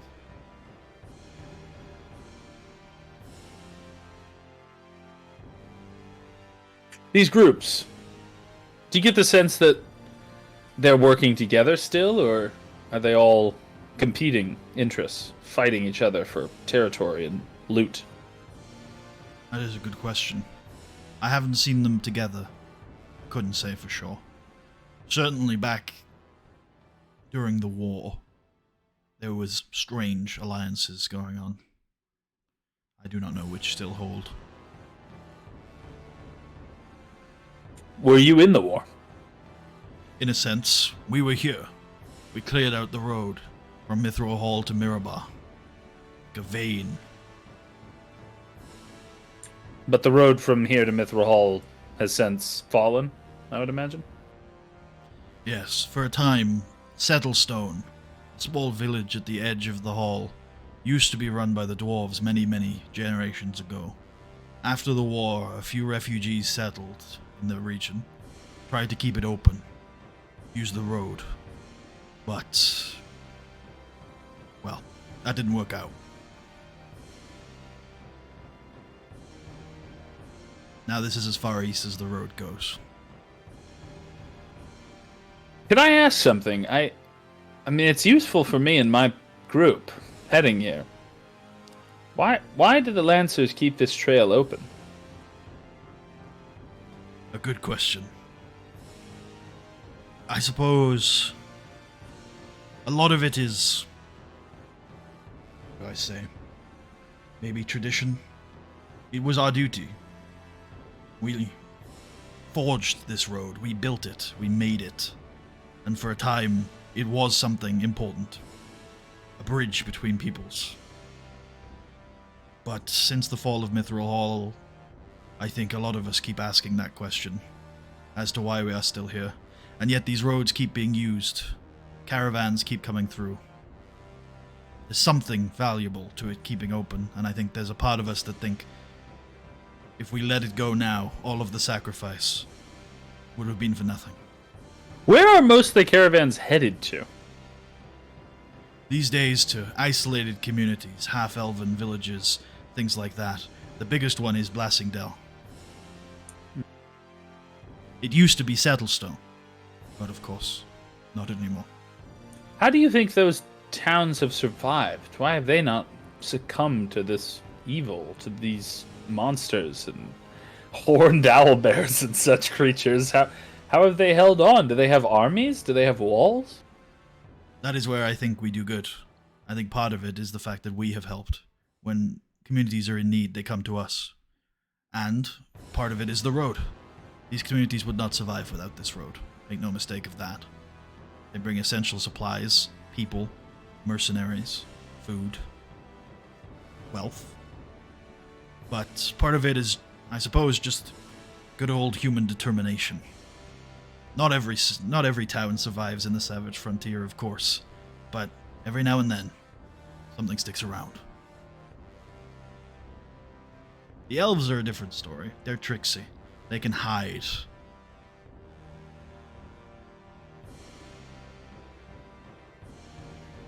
And why do you think these communities? Why do you think people would want to live out here in the darkness? Well, for most of them, they lived out here well before the darkness. People are tied to where they grew up, homes that they built, roads that they made. But for others, perhaps there is a sense of adventure. This is even more savage and even more of a frontier than even the West. There's a sense of independence to that. You won't expect any kings or lords to try and claim this land anymore. Then the West? What is he referring to? Would I know what he's referring to when he means that? Does he just mean the Sword Coast, or does... Yeah, like the Sword Coast, Mirabar, the Long Road, all these places are still considered like frontier lands. They're not super civilized. Like there's between the cities you can still get into a lot of danger. What is considered civilized? What's the most civilized nation? Like There's what is Cormyr. Where's Rome? Rome is probably Waterdeep to the far south. Massive, multi-million. Well, that's in the Sword Coast, right? Yeah, but it's right at the south of it. Everything north of Waterdeep is nicknamed is sort of the Savage Frontier by. Okay. And so that area and there are like ebbs and flows to these things too. So like Neverwinter used to be a big city, and then a couple hundred years ago there was this big disaster where a volcano exploded and it really set the whole region back along a lot. And then Luskan is built up, and there's a lot of trade that happens there, but it's run by pirates. So there's a certain level of lawlessness to that. Yes, and also Neverwinter is filled with zombies. That is true. Is that still an issue? Yep. God, what a shithole. That all goes back to the volcano, though. Sure, it's crazy people live in these places. You're right. Yeah, it's the savage frontier. Can you imagine living in a city where it's like, oh, yeah, there was another zombie breakthrough the other day in the walls. Yeah, it's horrible. Oh my god. And I guess in our world, people still do live in places where very dangerous things happen. So it's not that. Yeah, and there's opportunity here. Like you said, if you tried to build a castle or something out in the middle of the Waterdeep hinterlands, you're gonna be hit by so many regulations and paper and all the rest of it. Immediately, someone's gonna be like, "Pay me." Yes, exactly. Whereas in the outskirts of Mirabar, there is rulership. Like Mirabar tries to exert control over its surrounding area, but that only extends so far. And Mirabar is probably one of the best at doing it. Neverwinter is an absolute fucking Wild West of outside of the city, right? Like nobody in Neverwinter is going to spend the time hunting down some rebellious little vassal when their city has zombies on one side of it.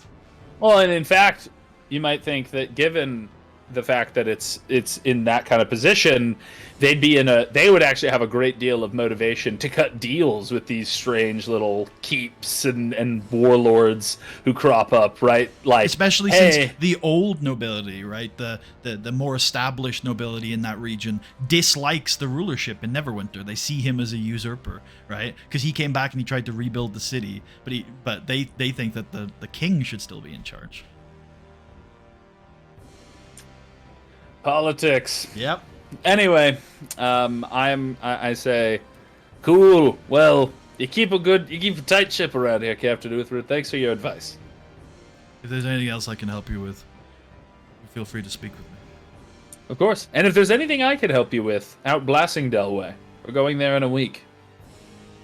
If you see any of the orc tribes, the orc raiders, or the wild elves coming up the trails, then I would send them to the horizon where they can begin anew. You mean kill them? Yes. Okay.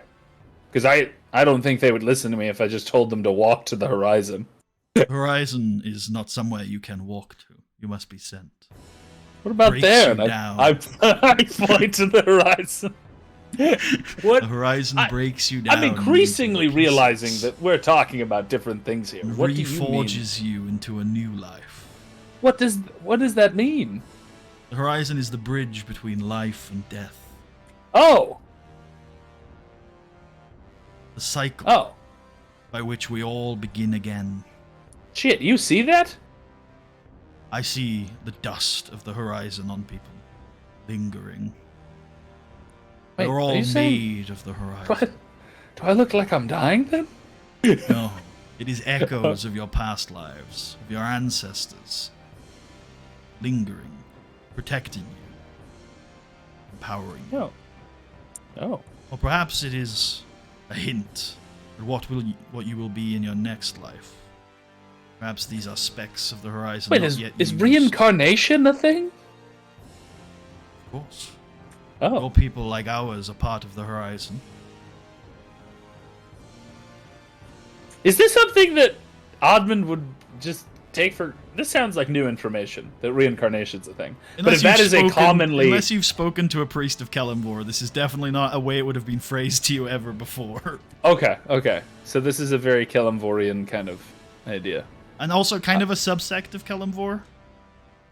Sure. Because I don't know, I always assumed that the afterlife in a lot of these D&D type worlds is more like Christian in nature, right? That there's there's a realm of thought you go to, yeah, and you hang out with gods and angels and whatever. I don't know, but do you ask him about that? Because that is what most priests would tell you. Yeah, I say, well, when I was growing up, the priest told me that if I did well, they'd send me to the place with all the shiny things. No, I don't say that, but I say we were taught when I was young that there was a world beyond this one, and that we would be sent there forever when we died. Is that not true? Some of the gods try to rob Kelemvor of the horizon. Yes, this is true. Oh, I see. That is unnatural. Will only cause problems eventually. So there are those who are recycled, and there are those who are taken up by the other gods. Surely you can remember the great crisis of birth that befell your people 200 years ago? Sure. It is caused I by actually things do like this. vaguely remember this. I think you've brought it up in a previous campaign, so that sounds good. How long did that last? Generations. But it was caused by things like this. The horizon to create a creature of your kind, with such power, with such life. It takes more than one of our kind. And if Kelemvor is robbed that energy, then there is only so much he can do. Like a painter without paint. Dwarves are the best. All right, good. I shake his hand and I say, I'll be heading off, but I will say before I go, your Warhammer, it's quite a piece. I use Warhammers myself. He nods. I don't think he has anything to say about that. Is it a +1? +2? Alright, goodbye. I climb down. Know that the enemies that I send to their demise with it, they do not go to any special realm. They become one with the horizon. Oh. Very spooky. Alright. As is natural. Wait. You'll have to give it to me then, because otherwise I won't be able to send those orcs I find to the horizon. Has nothing to do with the Warhammer. Killing in Kelemvor's name is how you achieve such a thing. Oh. Okay. Good to know. And I climb down. I just imagine that last part of the conversation was had while Admand was like halfway down the ladder, and then he's like, "Oh, okay," and then keeps going. All right, what a weirdo. Yep. Nice guy, but definitely a lot of interesting information. And cool. Okay, so Kelemvor is a recycler. Have you heard a? Never. I'm not going to talk about it. Never mind. And then this big tower. You said there's a mess hall and stuff in there. I think I would lead. I don't necessarily need to place them all on the map, but I think I would. Admand would get everyone, and we'd go in to have like a nice family meal. Something. Do you take their food, or do you have your own food? I think if they had facilities to cook, we'd be fine using our own food to maybe just like maybe just prepare something a little nicer. Maybe using some of their spices, or if they have anything like that. Maybe not. They serve. So they like have a salt. gruel. Oh, okay. Yeah. Well, we'll still use their facilities to cook it if they let us. Yes, they will. They get local ingredients, and they're not necessarily as proficient as Dorian at finding those. So it's maybe one large vegetable. The comparison, it's like they literally have gruel, and Dorian has like baskets of like fresh berries. veggies and berries and little mushrooms he's foraged. Yep. Okay. Yeah, there's like about a dozen people at any given time, some of them veterans, some of them guards, eating in here, talking, playing cards, that sort of thing. Cool.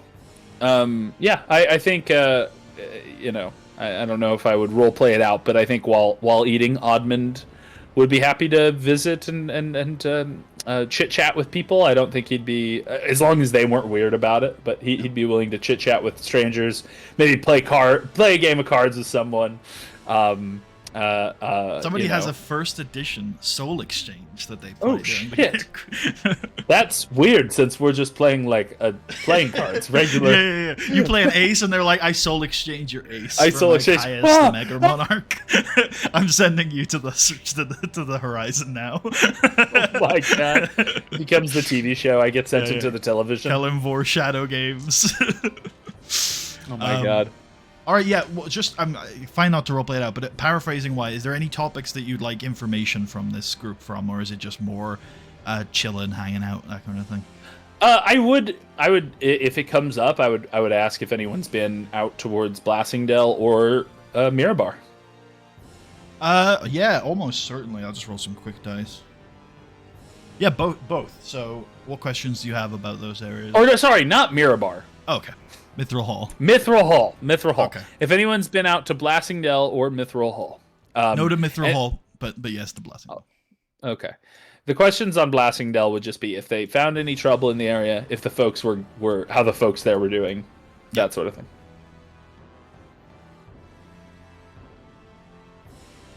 One of these people accompanied a merchant caravan that recently came back from Blasingdale. And wouldn't you have it, they were befelled by a great horned owlbear. And how was that? Terrifying, he says. There were 6 of us, a couple of mercenaries, and actually probably no, there were 8 of us. Two guards working for the Lancers and 6 mercenaries from the Thundersar company, and they battled off the beast. But unfortunately, one of the guards working for the Lancers was slain in the combat. Damn. I sort of say, did you learn anything from the encounter? My compendium is giving me trouble a second, so I will try to. I'm going to reload my Roll20 and see if I can get the information. Because he would have learned some stuff, I'm sure.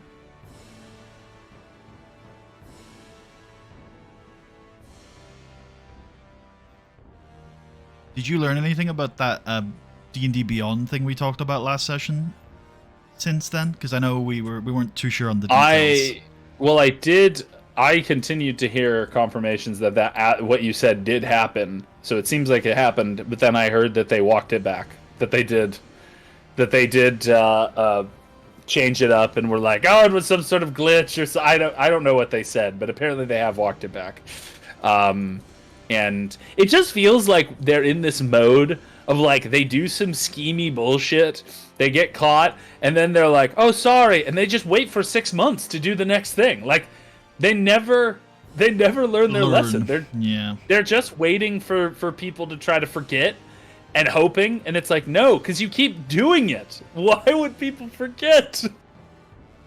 If you continuously do schemy stuff every 6 months, people will never forget the original schemy thing you did, because each time it will just remind them of all the schemy things. Schemy shit, yeah.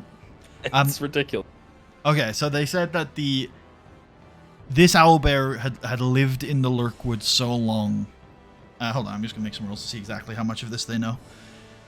This owlbear had lived in the Lurkwood for so long that it's developed quite a strong camouflage, and so it's a very potent ambush predator.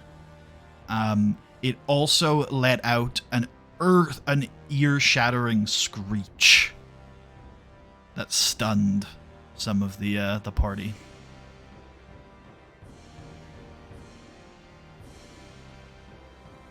Okay. Then I think. Let me just. Yeah, So one that of means the keeping cattails on us. might be It useful. could be good. One of the veterans who is nearby and overhearing this conversation says that owlbear that you encountered isn't even the scariest owlbear out in the Lurkwood these days. That in fact, there are some owlbears that have ranged down from the spine of the world itself to lead packs here in the Lurkwood. We call them Winterclaw owlbears. And instead of a earth-shattering screech, they can blast you with a icy breath, not unlike a white dragon. Well, that sounds like something out of the Icewind Dale adventure. That is terrifying.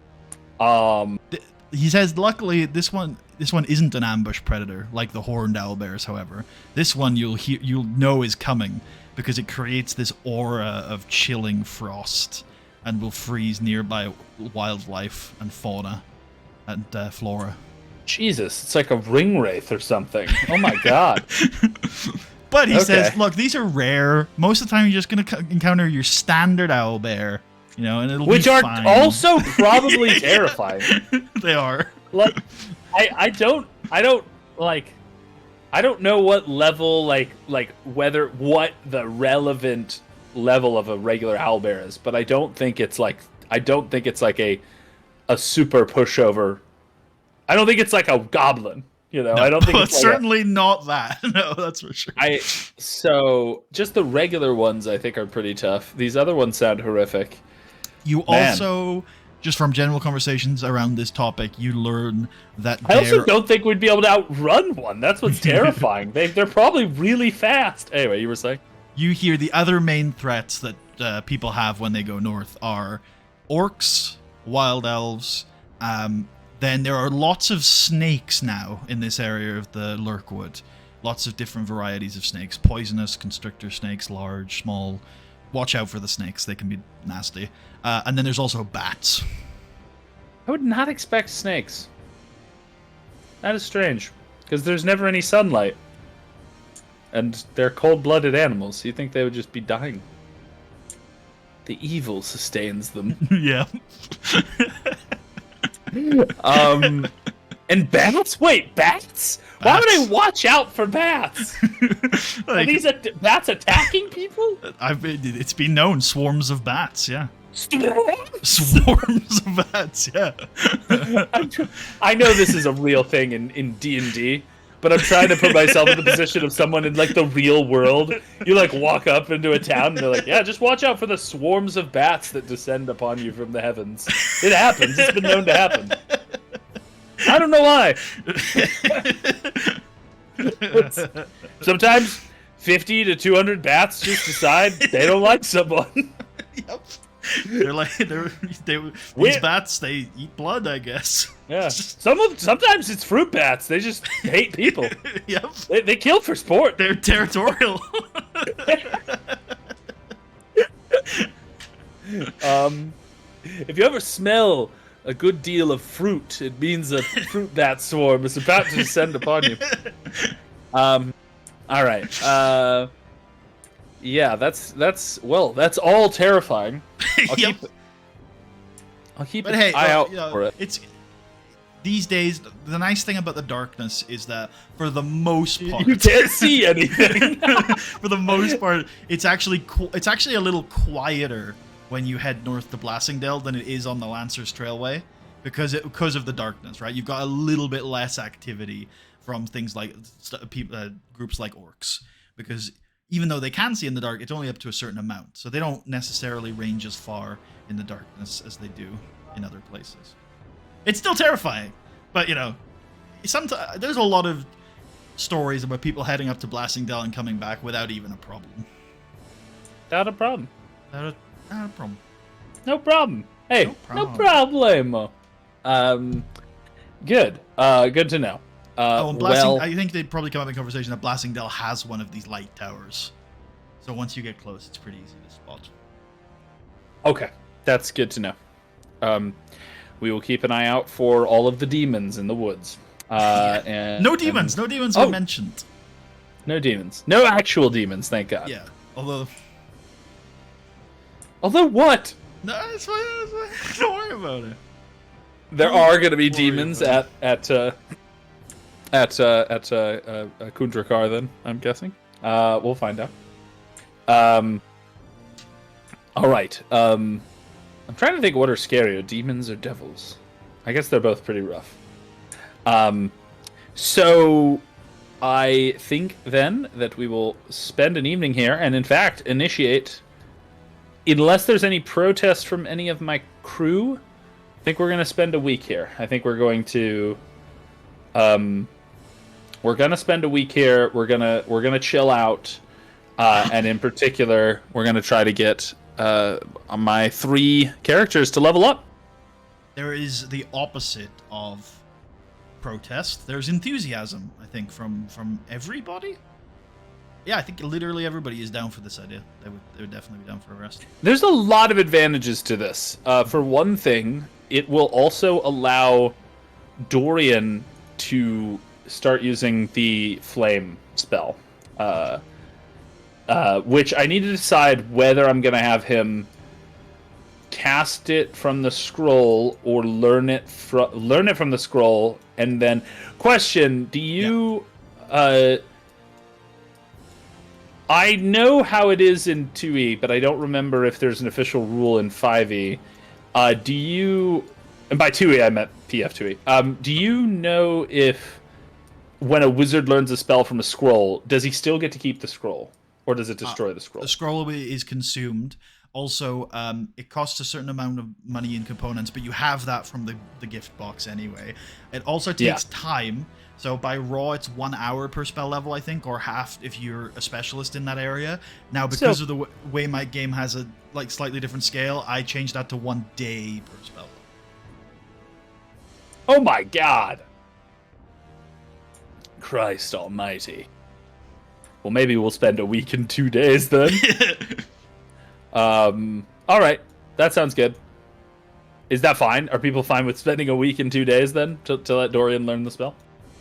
Yeah, I don't think there's any protest to 2 extra days. It'd be cool. 5 days plus 2 days. Yeah. So like a Christian week, 7 days. Yeah. In this. I thought the weeks were 10 days. 10 days, yeah. And then every 5-day period is called a ride. So there's 2 rides in a week. Sorry, so 2 rides in a 10-day. So a short rest or a long rest is a ride. Yeah. Cool. Okay. That makes sense. Yep. And most months are 30 days, 3 10 weeks, but there's some holidays that make months 31 days. Okay. Cool. Something I kind of want to do with calendars, if I build a calendar again, I found out that a lot of medieval and ancient calendars had interstitial holidays that did not count as a month. So there would be a period of feasting lasting 3 days in between 2 months, and they wouldn't be considered a part of a month. They would just be the holiday of whatever. Yep. I find that fascinating. I think we should go back to that. It would make it really easy to remember when you have time off. It's like when do I have time off? Oh, that period that isn't a month between the months. Yeah, for sure. Anyway, I have to say, having used this for a while, I really love what a customized calendar does in a lot of ways, but it's so much fucking hassle that I think probably if I was to make my own setting, I would just use Fantasy January and Fantasy February like we did with Star Wars, and we just did Space January. And Space, and I mean I think that is ultimately why Tolkien did. Yeah, Tolkien didn't even do Fantasy January. He just did January. Yeah, he just calls it. It's Frodo goes there in September, and it makes sense because you've got people reading your book, and you're like, do you really want them to have to deal with memorizing when is spring, when is winter? I don't know, blah blah blah. It is smart. It's smart. Anyway, okay. So, yeah, I think that's what we're doing then. All right, roll me 5d12. A little bit of an overview to see if anything happens to the camp in this period. Oh, these are like camp encounter. 23 things happen to the camp.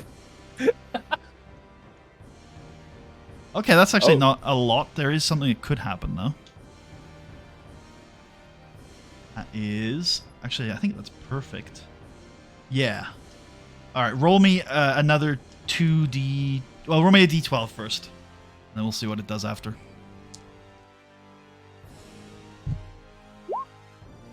Nine. And then... This one. So one more d12, yep. There is a possibility for another d12 after this, but that's only under certain circumstances. I'm glad I pre-rolled most of these for the journey. Then after that, another d12, and then after that, another d12? No, there's only a maximum of another 2 d12s after this. And you'd roll them at the same time. No further d12s are needed. However, I do need an additional d6. 1d6 great horned owlbears attack the camp. The lancers fall.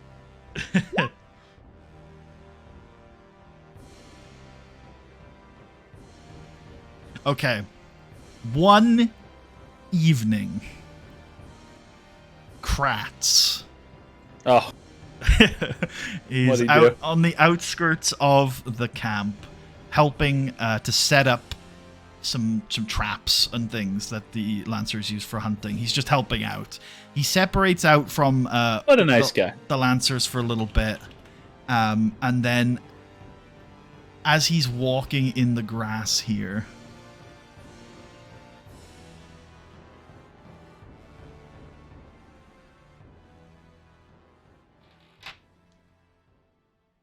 that's a 24, I presume, hits Kratz. Fuck yeah. He feels underneath the grass a bite at his ankle. Snakes! He takes 1 piercing damage, and then I need him to roll a DC 10 Constitution saving throw.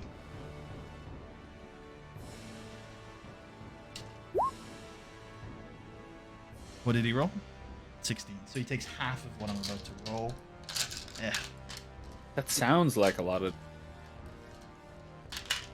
It's not. It's just 2d4. It's fine. Okay.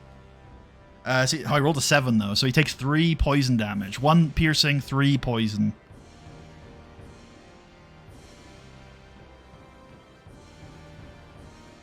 Ah!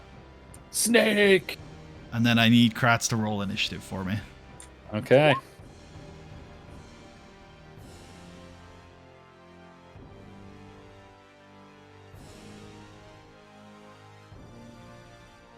Okay, the snake goes first. No. Advantage toggle, whisper toggle.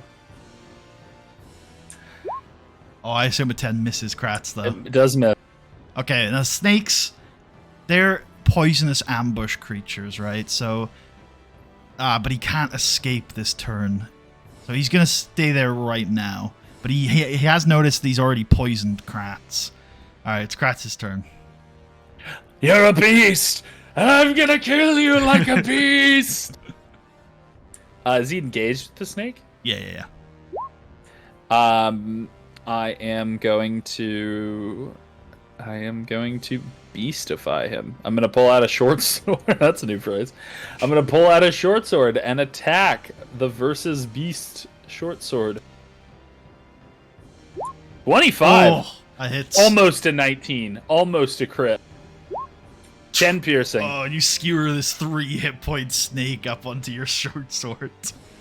Dinner! Yeah. So Kratz successfully skewers the snake. He gets to eat it that night. I'm going to say that's such a minor interjection that his long rest isn't interrupted.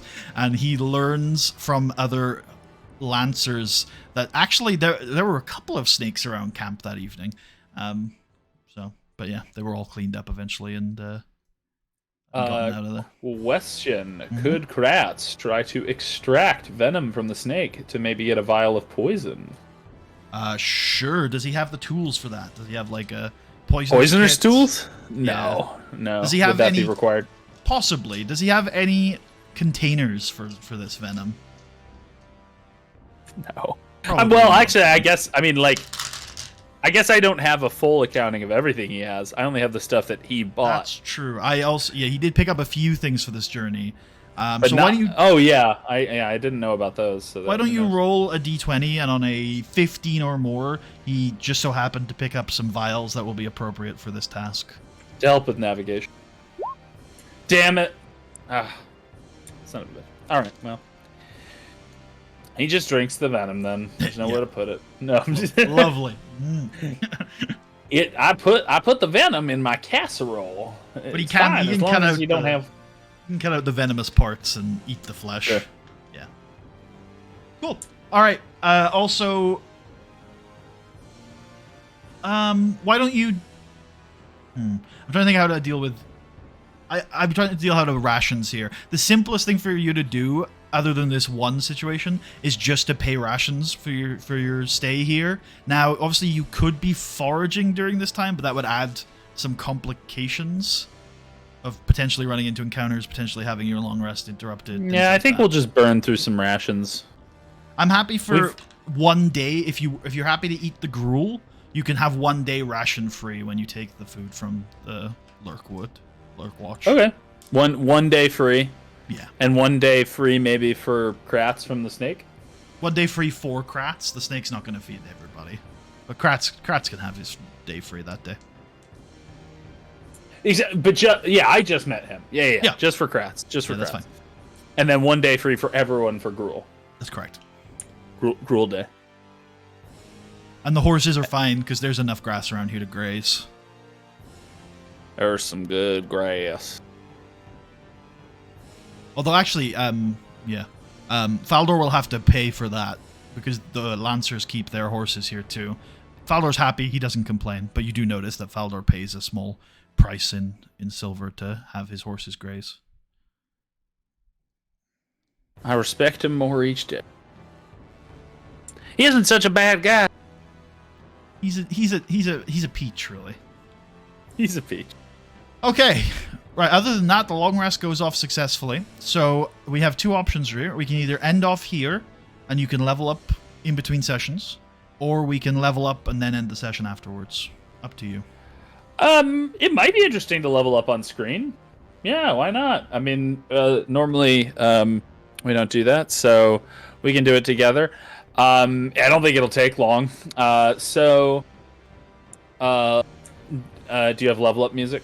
Da, da, da, da, da. Wait, do you? I don't. Well, in Pillars of Eternity, they just use the character creation music on level up, don't they? So. Oh, there you go. Yeah, just use Perfect. this. Let's start with Billy, maybe, because he's the easiest one. Billiam. He did level up, right? Oh, I think he leveled up several times. I'm gonna give you XP for today as well because it'll count before your long rest. Which is, do I have a main quest specifically for reaching the Lurkwood? Sorry, for reaching Lurk Watch. Sorry, say that again. Do I have a what? I'm talking to myself. Oh, I was wondering if I had a specific main quest for reaching Lurk Watch, or whether it's going to be a like a non-main quest. I think I'm going to give you XP for it either way.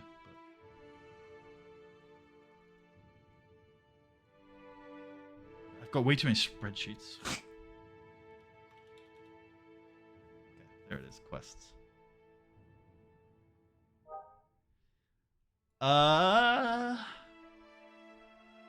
Kundra Ka. Okay, these are all in Kundra Ka. That makes sense. Okay.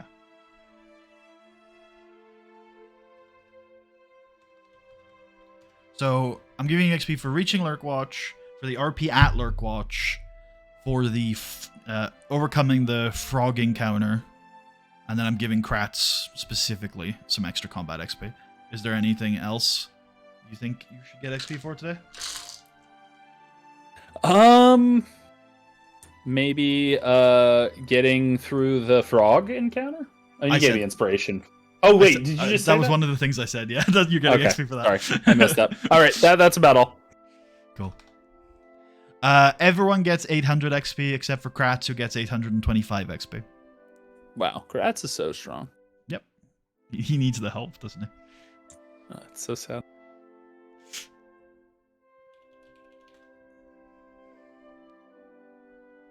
Okay, so does Billy level up? And if so, from which levels to which levels?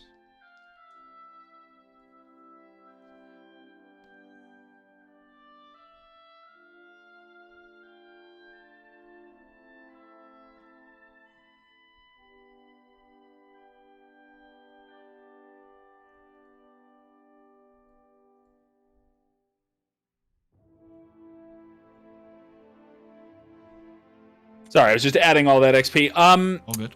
Billy will level up at least. I said he leveled up several times. I don't think that's true. So he was already level 1, and level 1 is 300 XP. Level 2 is 900. Yep. I want to say. What is level 3? 2700. 27. Yeah. So he hasn't met level 3, but he has gotten to level 2. So Billy is a level 2 Billy. He's got cunning action. I think that's fine for him to have. I think that's cool. So why don't you just, in his features, just add cunning action? You can leave the description. I'll do that between sessions. But just put in there that he's got cunning action. Okay, he's got cunning. Cool. And then his hit dice is a D8. So you can either roll that or you can take 5. I'll roll it. Sure. D8 on its side. Hey, there you go. 5. So he now has 14 hit points. If you can update that on the sheet and also indicate that he has 3 D8 hit dice. Then we will also update his token. So to do that, we need to go to our player map here. By update his token, you just mean update his current HP on his token? Yeah, but also I like to have him at 14 out of 14, and then also click the update default token button. So hopefully it prevents some of the fuckery that Roll20 does. Probably. Okay. Who knows? Sounds good. Okay, so I think that's Billy done. Cool. Okay. Billy's easy. Who's next? Let's do Istria next. Cool. Is she leveling from 3 to 4?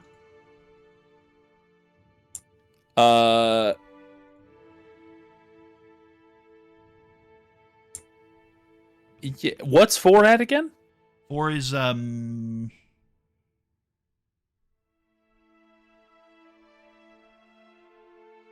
or is 2 is 300 actually, isn't it?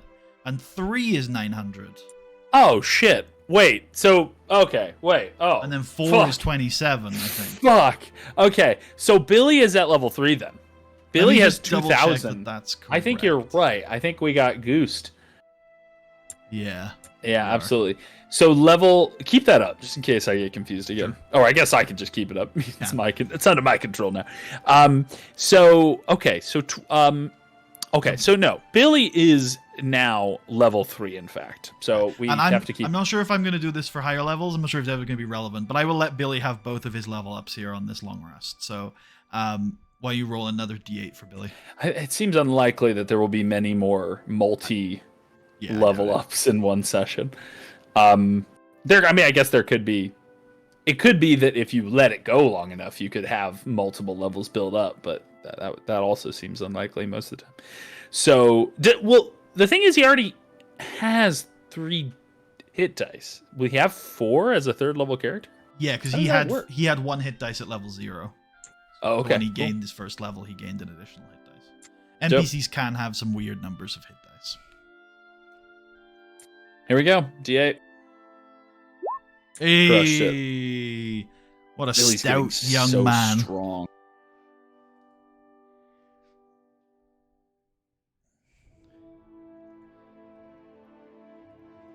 Okay, and as a camp follower, what I'm going to do for level 3 is I'm going to let you give Billy 1 skill proficiency, or tool proficiency, or language proficiency, and plus 1 ASI.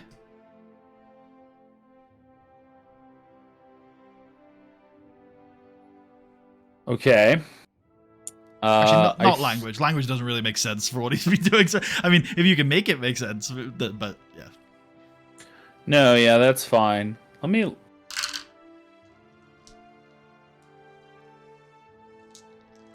Billy's current proficiencies are animal handling, athletics, go fish, land vehicles, and cook's utensils.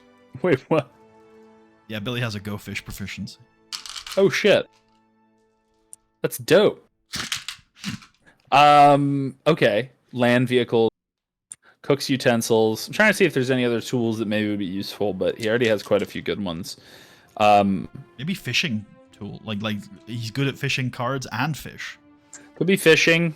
I have another idea. I was thinking of eventually possibly hiring a mason or a carpenter or someone like, or possibly all of these kinds of things, because Carpenter, I think, is something that would make sense for Billy. It probably won't come up in necessarily in this dungeon, though it might. But in Mithril Hall, it could be useful to have craftsmen. Like, I talked about the idea of, like, a mason, like, being used to, like, bring back frescoes that could be valuable. Or I suppose a carpenter could reinforce support structures or know ones that need to be taken down, that sort of thing. So that could possibly come in useful. And then let me just quickly look at... So if you think carpentry would make sense, maybe I could give him carpentry, but let me just quickly look at his... what skills we could give him, if any of those would be useful. I think... stealth, obviously, could be useful, just to keep him alive. I like the carpentry. I think I'm going to commit to that. We're going to give him carpentry. He's been studying it. Is it just called Carpenter's Tools? In the... yeah. Carpenter's Tools. I also found out that is not a... Well, at least in Scotland, they didn't call it a carpenter. What do they call it? Called it a fitter or something like that, or a... Isn't a fitter someone who does carpets? Wait, really? Wait, was I talking to a guy that makes carpets? No, well, I'm pretty sure there was... I talked to this guy, he said I'm a something, and I don't remember what it was, and I was like, I don't know what that is, and he goes, oh, you would call it a carpenter. But now I don't know. But okay, so where you're from, do they call them carpenters? Do they say carpenter? Yeah, I think so. I think so? I can't really say I have many around, but... Sure, yeah. Okay, anyway. Jesus was a carpenter. Yeah, allegedly. Allegedly. I love the way you said that. Yes, it is just carpenter's tools. All right. And then you get plus 1 ASI as well, along with that. So any ability score you want to bump up. Well, because they're all on the edge for Billy, so it's actually quite nice, I think, to have the plus 1. When you say 1 ASI, that could count as... That would be plus 1 and 2, right? No, I mean a plus 1 ASI, so you can give a plus 1. Yeah, not as opposed to the usual plus 2 ASIs. Okay.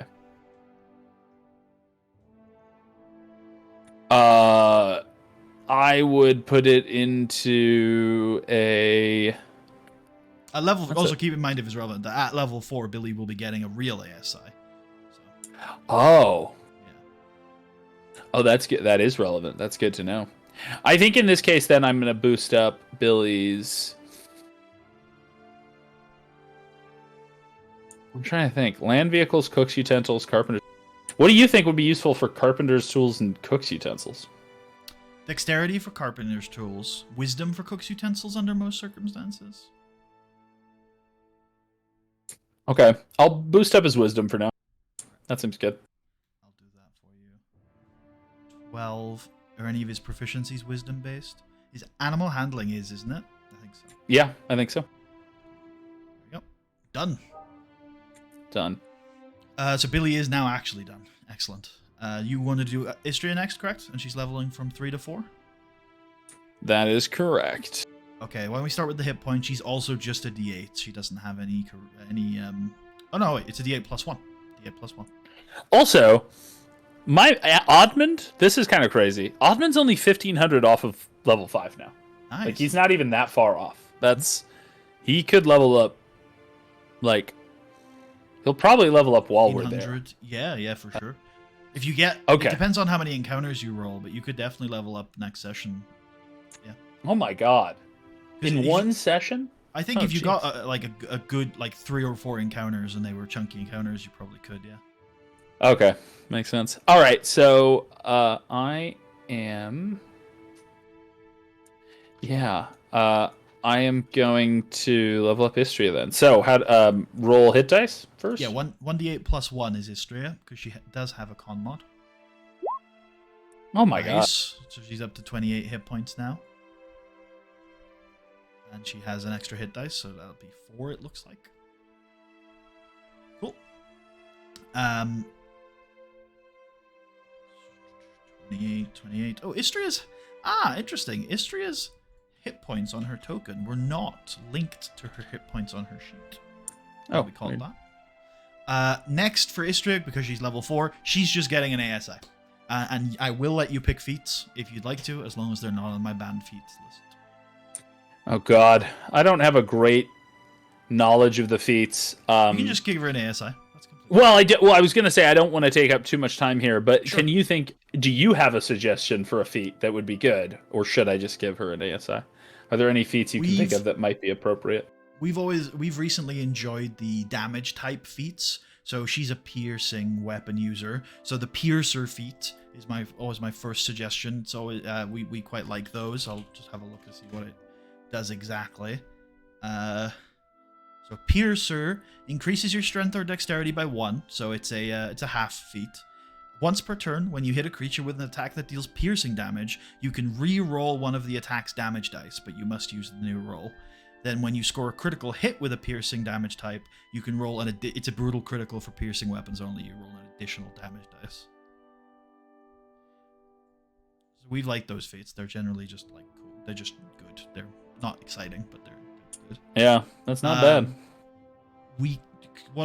Something like mobile. I know, mobile could be interesting for Istria. So when she attacks a creature, she gains plus 10 speed, and when she attacks a creature, it can't take opportunity attacks against her for the rest of the turn.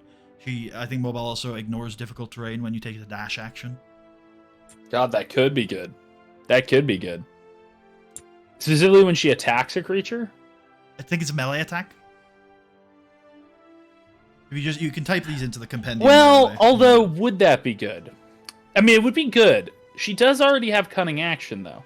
But that would let her use her helpful as the bonus action, right? So she could go in, attack, help, and get out. Yeah. Oh my god. Crossbow what a monster. Crossbow expert. Possible if she dual wields the dagger and the crossbow, she can make an attack with the crossbow as a bonus action, but she does seem pretty bonus action limited. She's got a lot of bonus actions. I actually really like the idea of loading mobile on her. So okay. I will note that, and then we could add the text later. I can do the text later, yeah. Just make sure it's worth increasing her speed by 10 now, I think. That's one of the features of cool. Let me go do that. By 10? Yeah. My god, she's a horse. I love mobile. Mobile, I think, is honestly one of my most picked feats. I like what it gives me a lot of enjoyment while playing it. That extra mobility, the ability to move around, and also occasionally that you ignore difficult terrain when you dash. That's sometimes really strong. We've encountered a lot of difficult terrain. That's what the name of the show is. Okay, Istria, I think is done then. Does that mean that when Istria dashes, she leaves the show for a moment? Yeah, she ignores us. She does it all the time, to be fair. Wow, she can be very useful now to kind of do these. Okay, I foresee using her much more in melee now. I mean, I already could, but having her dash up, stab someone, help Admand, give Admand advantage to boost up that crit, and then run off, Huge. Worth mentioning that the way that assist works is that it's the next friendly creature to attack that target. So she can't necessarily specifically help Admand unless you arrange it in a way that Admand is the next person to attack. Well, but even then, anyone attacking, that's still great. So, yeah. Okay. Yeah, awesome. So it's only against creatures. I'm just reading it to make sure. It's only against creatures she makes a melee attack against, and even if she misses, they still can't take an attack of opportunity against her. Massive. Faldor didn't level up, did he? So we're just doing... Faldor actually did now level up after that XP you gave him. Cool. So we've got Kratz, Faldor, and Dorian left, right? Wait, what level was Faldor? 3, I think. Oh, he started at 3? No, he didn't level up. Never mind. Yeah, you can see underneath their character names is their level. He's a 3rd level Wrangler. Nope, he did level up. He hit 3,200. Oh yeah, he's 500 over leveling up. He did. He leveled up. He's now level. All right. Should we do Actually, no. We can do it in whatever order you want. So who do you want to do? We can do Faldor real quick. Sure. He is also just an ASI.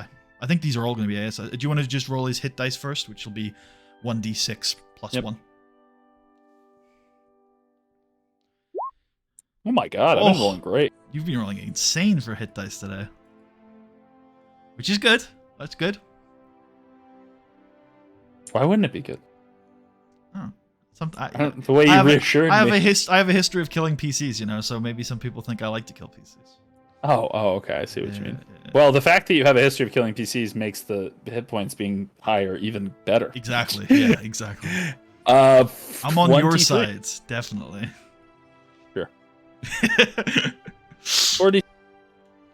46 and 23 HP, not too bad for a Wrangler. And yeah, what are we gonna? We could just give him. I'm not as concerned about with feats and such. Mainly because he fights, but only in overland encounters. So I could give him like a fighting feat, but I could also just give him, I could just give him an ASI, and that ASI could, let me think. Well, his animal handling's wisdom, so the smart thing would be to boost wisdom. But this is a full ASI, right? So I could raise something by 2, or I could raise 2 things by 1. Correct. I'll raise his wisdom by 2, boost it up to 17, and then if I ever get a half boost in the future, I could always chuck it in that. Cool. So animal handling is definitely wisdom. Is medicine wisdom? I think it is, isn't it? It is. Okay, so let's boost all those skills while we're here. So animal handling to 7, medicine to 6. Sorry, to 5. 5, right? Wait, let me check. Yeah. Perception to 7, and survival's also wisdom. So all of his skills get boosted. Wow. Jesus. Why are some of his so different? Does he have expertise in multiple skills? He has expertise in animal handling and perception. Oh, okay. Yeah. There you go. All right.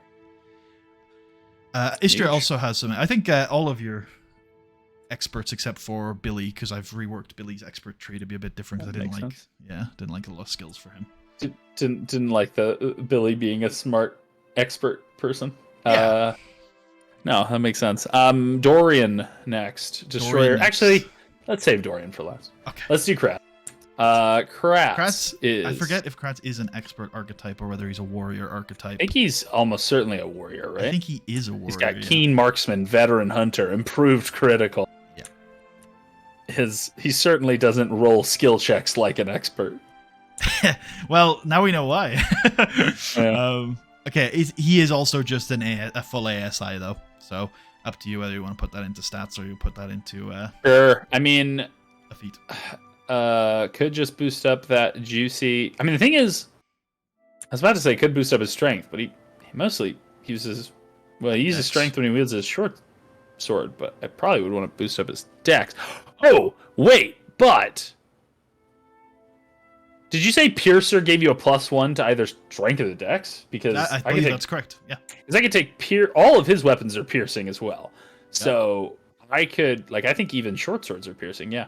So I could take Piercer, it could boost his dex up to give him the +3, and he'd get the Piercer benefits, I think. And he'd get a brutal critical while already having improved critical, which is massive. Nice. He almost never crits, but when he eventually does, I think he crit once, at least once in that big battle against Promara, so that was huge. Didn't he just crit the? Oh no, he didn't. I thought he had just crit the snake, but he did not. He just rolled a good amount of. He almost crit. He rolled a nat 18, so it was one off of critting. Okay, I will just add Piercer then. Excellent. Cool. And I'll put the text in. And then we can add what is it? It's I'll boost up his dex, and that will boost up his dex saving throw. Yep, it will. But that's it. Oh, and all of his attacks. Well, not all of his attacks. Some of his attacks. So let me do that. So dex will go up 16. Dex save will go up to 5. His skills. His armor class will also go up by 1. Of course, that's huge. Oh, actually, 50. Hide armor. Is hide armor medium, actually? It might be. Oh. Hide armor is medium, so his armor class won't go up wearing hide armor. It'll still be 14. What is hide armor's benefit? Is it plus? It's 40. It's 12 plus dex to a maximum of 2. And what is studded armor's benefit? Studded armor is 12 plus dex, unlimited. It's just more expensive. So we probably just want to get him that when we can. Okay. Although, he's made his own hide armor. He's quite attached to it. But, yeah. Shut up. Shut up, crap. I smack him. You can, if you're so fucking attached to it, you can display it in your house.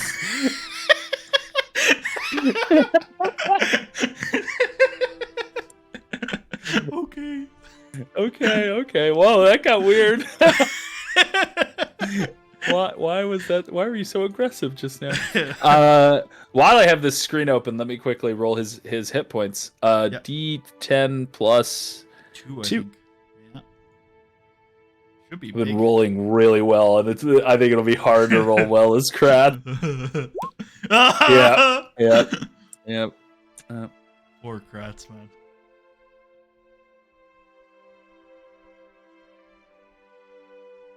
So I should have just taken the fucking average on Kratz. In Pathfinder 2, if you learn a scroll, do you get to keep the scroll? Is that how it works? So it depends on the class.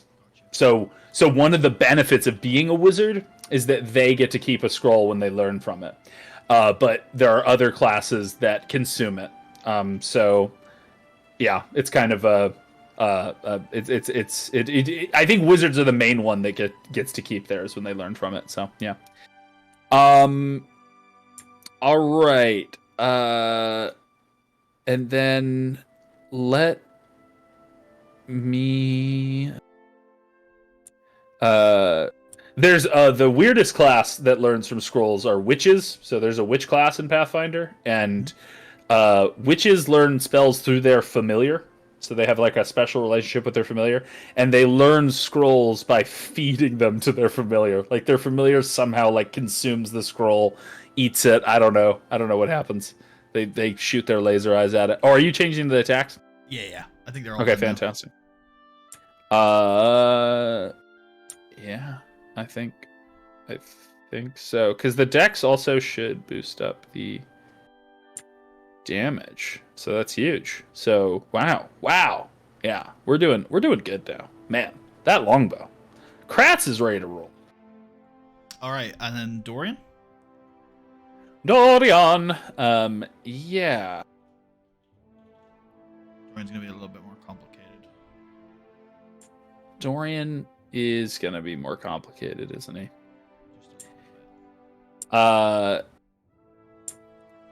But not too complicated. Not too bad, actually, because he doesn't get a new spell.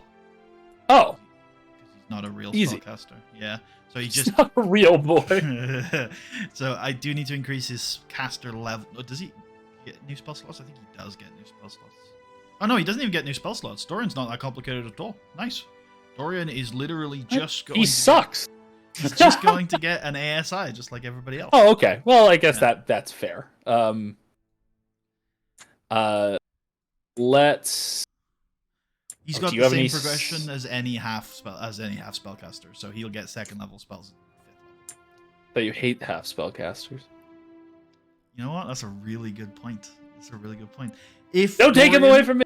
If Dorian wasn't overpowered, I would very much consider making him a full spellcaster, but he's already so strong, he doesn't need it. He's fine.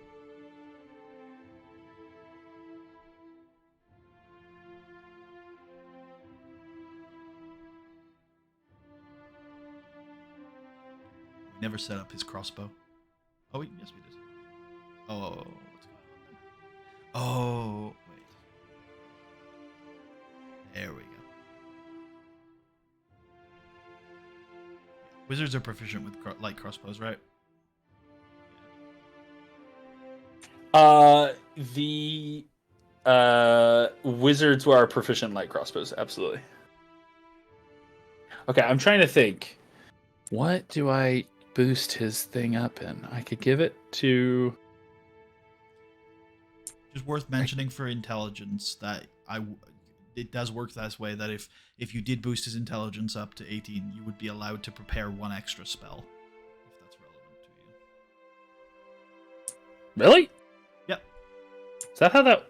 Is that always how that works? That's how it works for regular wizards as well, yeah. Okay, I just forgot about that. For regular wizards, you can prepare a number of spells equal to your level plus your intelligence modifier. For Dorian, it's half his level rounded up. It's hard to beat that. Are there any, I guess I'll just ask, are there any feats you recommend for spellcasters that are decent? I know there's a couple that Warcaster is really good. Gives you advantage on concentration saving throws and ability to cast spells while holding other items.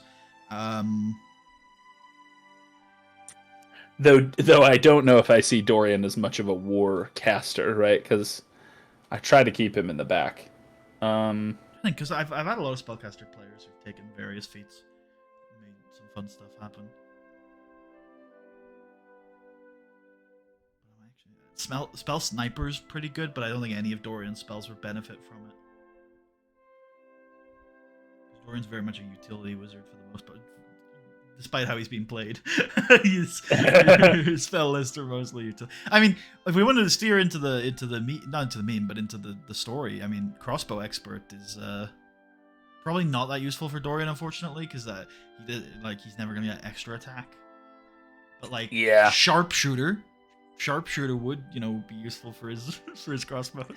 I've always been kind of weirded out by Sharpshooter. I mean, I know a lot of people love it. I've a lot of Power Gamer players have taken it in my parties. You need a ready source of advantage to be making use of it frequently. Yeah, and that freaks me out. They changed it they've changed all those feats in the new version to be... Oh, they did? Yeah, it's like a consistent plus damage now. So I think Great Weapon Master is now just +3 once per turn to your great weapon attacks. Damage. Cool. Good to know. I think I prefer the old ones, but I understand where the new ones are coming from. Yeah. I guess I don't have a strong opinion. I just personally am a coward and avoid taking trade-offs. No, I'm just kidding. I mean, it depends. I think that the trade-off there was always so big that it did freak me out. Like, it's the -5 +10 of it all. That's like, wow.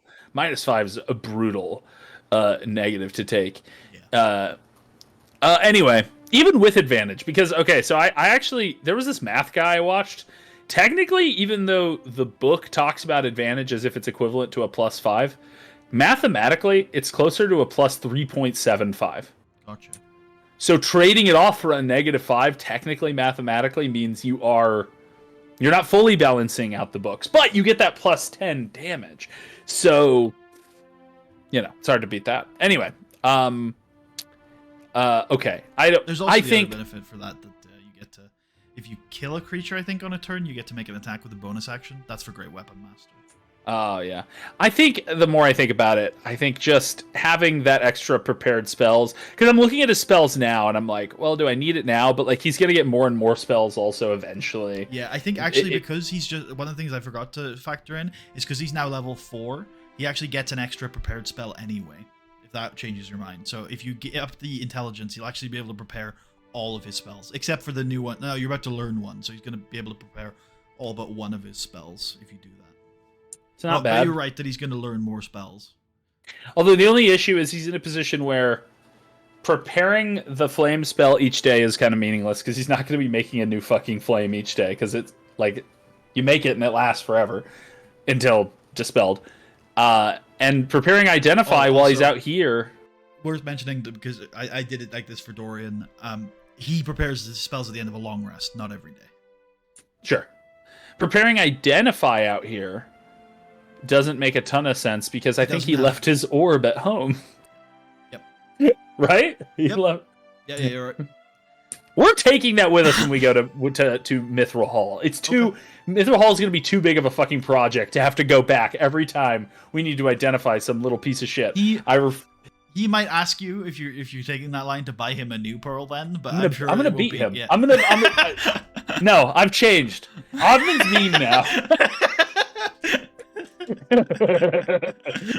Fucking Kratz is like, oh, I don't know, I like my shitty armor. Boom, backhand. No, see if your armor protects you from my backhand. I mean, Kratz. worth mentioning for Dorian, if you upped his dex to 16, not only would his dagger and his light crossbow do more damage, be more likely to hit, he would also increase his AC. Sure. He would have 16 AC with mage armor. It's not a bad idea. He does end up leaning on his light crossbow quite a bit in these fights. He doesn't have any damage dealing cantrips. Doesn't have a damage dealing cantrip, which maybe he will one day. I don't know if he can get more, but I think he does get more eventually. So maybe he'll have one day, but in the short that could be years from now, decades. Oh, I missed this on the level up sheet. One of the things he gets at level 4 is a third cantrip. So there you go. Okay, well maybe I should pick that first. Okay. Yeah. Oh, this is becoming complicated. Okay, cantrips. So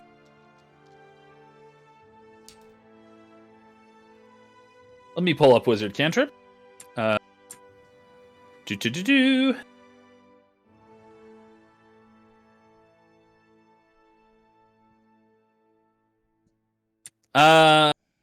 Let's see.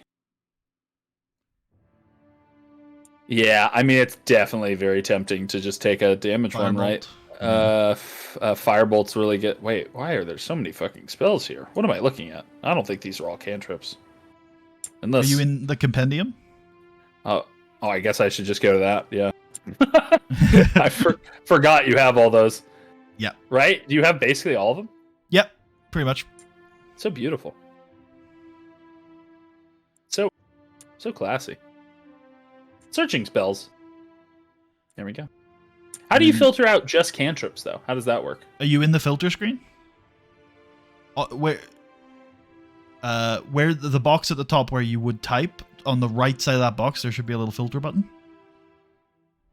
Oh my god. Never knew that button existed in my life. Has that always been a thing? They've recently revamped... There has always been a filter, but I don't know how it used to work, because they've recently upgraded the compendium to make it a slightly different UI. So that particular version hasn't always been there, but there has always been an ability to filter. Okay, so if I do cantrip, wizard, boom. You'll have some duplicates because the Essentials kit is weird. That's chill. Yeah. Okay, aha! Here we go. So Acid Splash, Chill Touch, Dancing Lights, Firebolt, Light, Mage Hand, Mending, Message, Minor Illusion, Poison Spray, Prestidigitation, Ray of Frost, Shocking Grass, True Strike. He's already got Mage Hand and Message. Wait, think... Do you have stuff like Toll the Dead and Thunder? Do you have the Xanathar stuff in there as well? Or are you only seeing... I'm not seeing that stuff. Can you maybe reload? Because it might have been because I was having issues with my compendium earlier. But I just fixed reload it. roll 20? Yeah. Sure.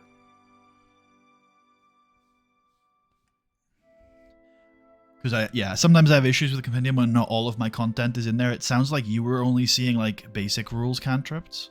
Yeah, it did seem like a small list. I was like, I remember there being more. I have fixed it for me by logging out and logging back in. You might have to do that if a reload doesn't work. But I should see. You said I should see Toll the Dead? Yep. Yeah, I don't see it in the list. When did you do this to fix it? Because like I just logged in today. About halfway through the session. Oh, Yeah. I definitely didn't do that. Well, Okay. you know, when I was looking up the owlbears, that's when I was doing it, because I wasn't seeing the owlbears in my compendium. Okay, so sign out, sign in. Yeah, try that. That's a whole damn thing. Yeah, it's annoying. Roll20 I wish was a little bit better than it is.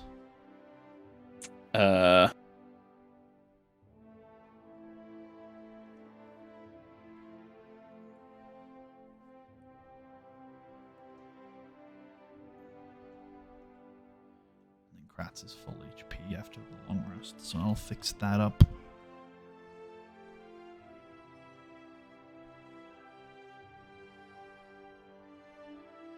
Cool, everyone level 4 now. Absolutely except for huge. Billy. Except for Billy. Billy's level 3. Billy's level 3 though. Yeah. Which is, given that Billy was a Level farmer 0. peasant about 6 days week ago. Yeah. he's had quite a journey. He's traveled through dangerous lands. He's like, tough. He's experienced the wild elves and the frogs and the all the magical things of the Lurkwood. All right, let's see. I'm gonna pull up spells. Come on. Oh, if this hasn't fixed it, I'll be disappointed. Let's see. Let's look at Toll the Dead. The Lancer of Kalimdor speciality. I'm not seeing it, but maybe let me look at what sources I have. So it says I have Xanathars. So what happens if I just say, show me things from Xanathars? Nothing. No results found. Oh no. Why is that? It's very strange. Shouldn't it show it for me just like you? Yeah, it should. Let me make sure I've got compendium sharing enabled in this campaign. Sure. We could always work it out between weeks also if it takes a little longer to fix, but absolutely. I'm just going to see if this fixes it, cuz if I haven't, then obviously. Oh, yeah, okay. Well, after all this, I don't even know if I need one of these spells, but yeah, I know. Okay, now I think I should have enabled. One sec. Settings, game settings. I didn't have compendium sharing enabled, so there is that. Ooh, but if I untick the essentials kit, I might be able to share with you, but not share the bullshit. So you could maybe have an even better experience than me. There you go. Save. Compendium settings saved. Sorry. Switch. Okay. Try now. Try reloading, and maybe it's in. I wouldn't do the whole relog thing because I don't think that's gonna help. Yeah. Okay, it's in here. DT, the Admand expedition, is in my compendium sharing slots. So it should work. Whoa, there's a bunch of naked ladies now on the server. Fuck. What'd you do? No. I didn't mean to share you my OneDrive. It says it's taking me to the champagne room. What does that mean? Oh no, you shouldn't see inside there. Toll the Dead! It's Yay! here. It works. Fantastic. But you shouldn't have any of my stupid duplicates. Yeah. I mean, that isn't weird. That's my fault. I just literally wasn't sharing you my compendium. Gotcha. That's how that did works. You say you own Xanathars on Roll20? No. Okay. No, it just gave me an option. It gave me an option to filter it, even though I didn't have access to it. But then that was a filter of nothing. So, okay. Yes, I have quite a few more. Man, okay. After all that... That's why I flagged it up, because it was a lot more. And it's fine if you don't want any of them. It was still after all that effort, it's like I might still take Firebolt. But Lightning Lure is interesting. You might want to consider Mind Sliver, because I don't think I've banned it yet, and everyone says I should. So. I don't think I've banned it yet. Yeah, I might have actually banned it, but I haven't played with it yet. Oh man, if he was more tanky, Lightning Lure would be an interesting one because it can pull people towards it. Mind Sliver, it is. Oh, it has cool art when I pull it up. Cool. Oh, this is the premium experience. You drive a disorienting spike of psychic energy into the mind of one creature you can see within range. The target must succeed on an intelligence saving throw. Well, that alone is OP because almost nothing has an intelligence saving throw. Or take 1d6 psychic damage and subtract 1d4 from the next saving throw it makes before the end of your next turn. So that is OP in a certain sense. I'm not actually sure if it's OP for Dorian, because its main OP-ness is to reduce saving throws. But Dorian doesn't actually have any saving throw spells currently. Yeah. Does anybody else impose saving throws? I don't feel like they do either. Now it could. Now the thing is, it might take a long time for me to get another cantrip, so it could be a long-term kind of con. I can tell you that actually. I think that's good information for you to have. Is when will you get the next cantrip? I believe it's level 9. So yeah, a long time. But let me just take a look. And if I want Dorian to have something that does a saving throw, it will be very useful for that. It's also a D6, which, considering how powerful the rest of its effects are, is quite a lot of damage. Not bad. The next time you get a cantrip is actually level 10. So it's a very long time away. Whereas next level, I assume I do get second level spells. You get second level spells, and you get to choose one second level spell to just learn. Oh yeah, isn't the spell you're about to learn a second level spell? It is. Yeah, okay. So you won't be able to cast that spell if you learn it. Just Damn it. So I still can't cast it. Never mind. Okay. Well, Fuck. You can either cast it off the scroll, or you can learn it and then cast it later. It's torture. It's torture. Yeah. I thought I was ready. I thought I was ready for the big times. I thought you were too. Sorry. I think I had given you I the thought impression you that almost were. had me level up Dorian instead of Admand Yeah. just for that. Oh man, can you imagine the rage? The rage. Mine. It didn't actually end up mattering too much, I don't but see you as a raging kind of guy. Mind Sliver. Yeah. It's a really good spell, and it's likely I will eventually take saving throw spells. I mean, there's a lot of really good ones. It doesn't have to be saving throw spells either. Maybe something comes up where your frontliners are doing saving throw abilities, because it's all Sure. saving throws. Wrestling, beating Yep. the shit out of people. Grappling, yeah.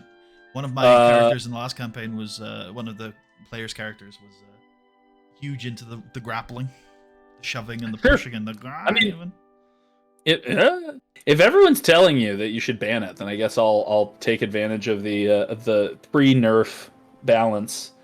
Until it ends up on the very exclusive banned spell list, of which there are only like 2 plus a category of spells. I honestly think it is an interesting spell, and you could ban it. I also think, like, if you wanted to adjust it, I still think people would take it if it was a d6 damage and a -1 to a save instead of a -1d4. I think that would make it balanced, and people would still want to take it because it would still be an interesting ability. I wonder if a very subtle nerf would be to keep it exactly the same, but change it from an int save to a con save. That would also nerf it quite a bit. The fact that it's but don't nerf me because I'm pre-nerf. No, of course. Everything. I get almost everything gets grandfathered into my saves, into my campaigns. It's like we use. It's kind of like it's like when you join a PhD program, if the rules of the program change, you still will keep using the rules you came in with in your first year. And I think a lot of things are like that. So that's like your campaigns. Unless it's really egregious, yeah, we will wait until the end of the campaign, the next character. We've had sometimes where, like, I haven't always used these variant encumbrance rules. So I had one player character who played a campaign without them, and then he played a new campaign with the character. So I said, okay, we're going to have to use it. But I'll only impose it on you the next time you're in a major city, so you have time to manage your inventory. And we laughed about how, as soon as he steps foot inside of Silvery Moon, he suddenly feels massively weighed down by his bags of shit that he's been carrying around for the previous campaign. No. Yeah, you might end up doing a mid-game nerf once Dorian's like, Mind Sliver, and it's just like... Possible. No. What you're saying with the PhD program is interesting because when I started university, my undergrad, I started on a program that it was the last year they were doing that degree title, and then I had to resit my first year. So in the second year, everybody else who had come in started on a different degree title, but because I had technically started the year previous, I was on the old degree title. So when I went to get my results for my exams, they posted them up in the office and stuff, and there was like big list of people doing law, big list of people doing law with study abroad, and then it was literally just me with the title international law. I was literally the only person on that list with my results. I am going to roll his set hit points, by the way. D6 plus 1. Yeah, if he's got +1 con mod, which he does. Oh my god. Poor Kratz, man. Poor Kratz. I feel like Dorian at this point is just dominating Kratz. I mean, Kratz still has more hit points. Not by a great margin, though. Like... And with mage armor, Dorian has more AC than him. If he invests in Dex, it's not even going to be close. Oh my god. I guess that's the last decision. Could Dorian just beat the living shit out of Kratz at this point? I don't know. I don't want to know. I mean, anyway. Dorian was considered an animal for a period, and then Kratz would have gotten the bonuses, but he's out of the folder now, so, you know. That's so good. It took me like a half a second to get that joke. Okay. And then we picked the cantrip. Okay, I still need to pick this ASI. Yeah, or the feat.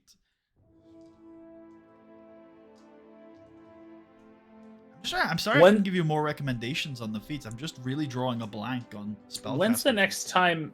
No, that's totally fine. I mean, I know there's like ones that give you more cantrips and things like that, but I'm trying to think, when's the next time he'll get an ASI? That's an important thing to keep in mind. Level 8.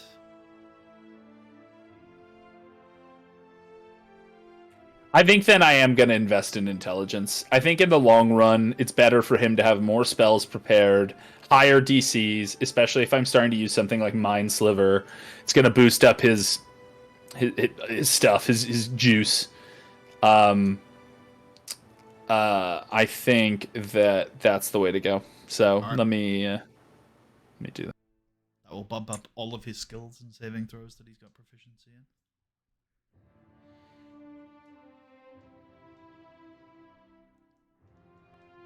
And then for a brief period, he'll have all of his spells prepared. Although, as you say, it's not very useful because identified as is lacking the material component at the moment. Sure.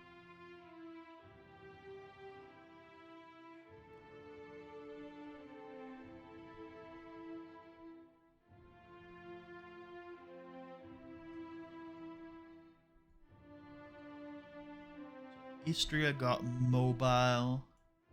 Kratz got the ASI. Oh, no, he got Piercer. Also buffed his Dex. Billy got his Carpenter's Tools proficiency and a +1 to Wisdom. Faldor leveled up. What do we do with him? Oh, you just gave him a boost to his Wisdom, yeah? Mm-hmm. And Dorian... Did you say you shifted everything on Dorian just now? No, I haven't yet. I can't do that. Oh, no. Okay, so it would boost his int up to +6. Yep, he's in saving throw. It would boost his Arcana and History up to +6. That's correct. The saving throw DC should be automatic, but you feel free to roll a Mind Sliver there to check that fact. So everything... Okay, so the other stuff will be automatic. Okay. Yeah. Mind Sliver. Yeah. And then the prepared spells, yeah, which you've just done. He can now prepare 2, which is half his level, +4, which is 6. Hey, Featherfall, though. It's good to have that prepared now. You never know. Yeah. It's like... Never know. What is that? He has an int of 4, and his level is 4. It's half his... Yeah, so actually, I think Dorian can prepare 6 spells, which means he's actually got an extra 1 spare. Is that correct? I'm just gonna... Does that mean he'll never not have all of his spells prepared?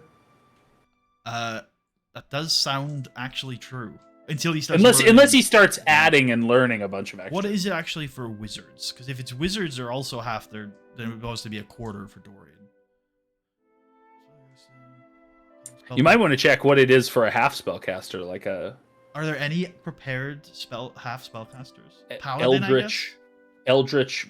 Eldritch just know their spells, right? They don't prepare them. I thought they were like a wizard. I thought they had a spell book and stuff. No. I don't think so, but if you're right, then that's a good place to look.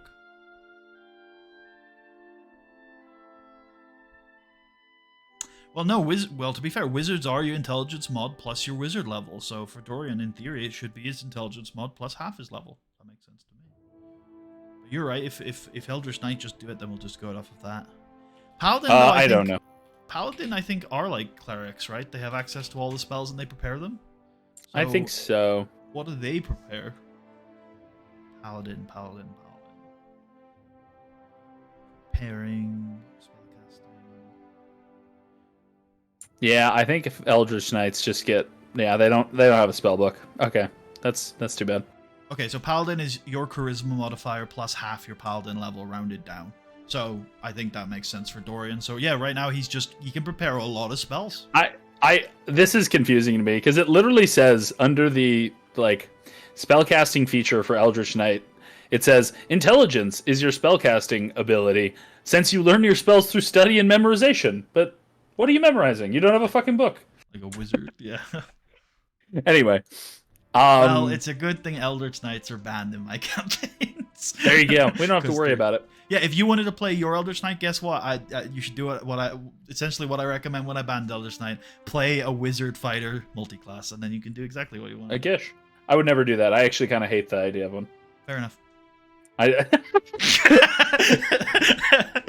No, I don't hate it. But well, if I was gonna play that, it would probably be in Tui. In Tui, there's a class called a Magus, and it's like an Eldritch Knight, but their focus is on casting spells into their weapons. So they don't kind of like a Hexblade from 5th edition. Kind of like that. Yeah, kind of like that. Okay, so I will say it does confuse. I might get used to it. It does confuse you when you just say 2e because I do think of 2nd edition Dungeons and Dragons. So yeah. if you just say Pathfinder, I will know which edition you're on about. Oh, sometimes I refer to Pathfinder 1e though. Do you? I haven't heard you refer to Pathfinder 1e. Well, maybe not with you, but with random folks walking past me. I scream at them. Hello, can I interest you in Pathfinder 1e? Death to our enemies, hallowed be thy name. Death to our enemies. It's sure this nuclear winter we're having, and then just walk away. All right, I know we've been here a while, but before we get out of here, did you enjoy the session today? No. Okay, that's fair. No, I'm just kidding. Any specific it was a good time. It was a good time. It was a level up. We got to Lurk Watch. And what do you think about Captain Uthred? I thought he was a fucking madman. Okay. Truly insane. I mean, not truly insane. He is eccentric. That's what I would say. I wasn't afraid of him. I don't think he's like a homicidal lunatic or anything. Though death to our enemies, I'm sure is, although he never said that to me, I don't think. No, I don't think he did. Which is strange. I almost thought about saying it to him to see what his response was. But yeah, he seems like an interesting person. He kind of reminds me of... Well, I'm trying to think of what he reminds me of. I like the idea of someone who is so... Oh, you know what he reminds me of? He reminds me of the Brotherhood of Steel. Like someone, an organization that is so puritanical that they will be wiped out within a generation, right? It's really interesting. Almost the first thing you said to him was like the big issue of the day for them, which is, hey, if you don't accept new Lancers, like you're all just gonna die eventually, right? Yeah, it will fall. That's just how life works. Which is the same big issue. Like I don't know, like you go to the Mojave Brotherhood in New Vegas, and it becomes very clear that Veronica's worried that they will be wiped out. Within a generation. Ironically, unless her argument is they need to let people in, right? It's what I mean. One of many. I mean, part of the reason they're going to be wiped out is that they're stupid, but one of them is that they're not having enough sex.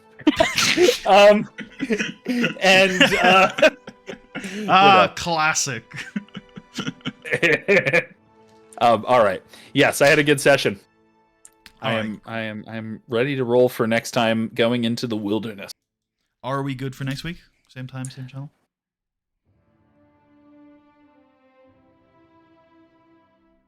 I think so. Yeah, sorry, I had like a brain glitch. I think we are. Yeah, I'll let Also- you know if I think of something. One thing, you can get back to me on this if you're not sure. One thing I'd like to do, since football was off this week, so it wasn't really a problem. If it was possible to move our start time back half an hour, then that would be a little easier for me. I don't know if that's possible for you. Get back to me on it if you need to. I could All right. probably pull it. Yeah. Okay, cool. Yep. And obviously we try and finish half an hour earlier. as well. Remind me of that if like I'll confirm sometime during the week if we want to do that. All right. Well, thank you everybody who's watched, and I hope you all enjoyed. And we will see you guys next time for episode 8. And Marshall's gonna start heading north towards Blassingdale. Peace out.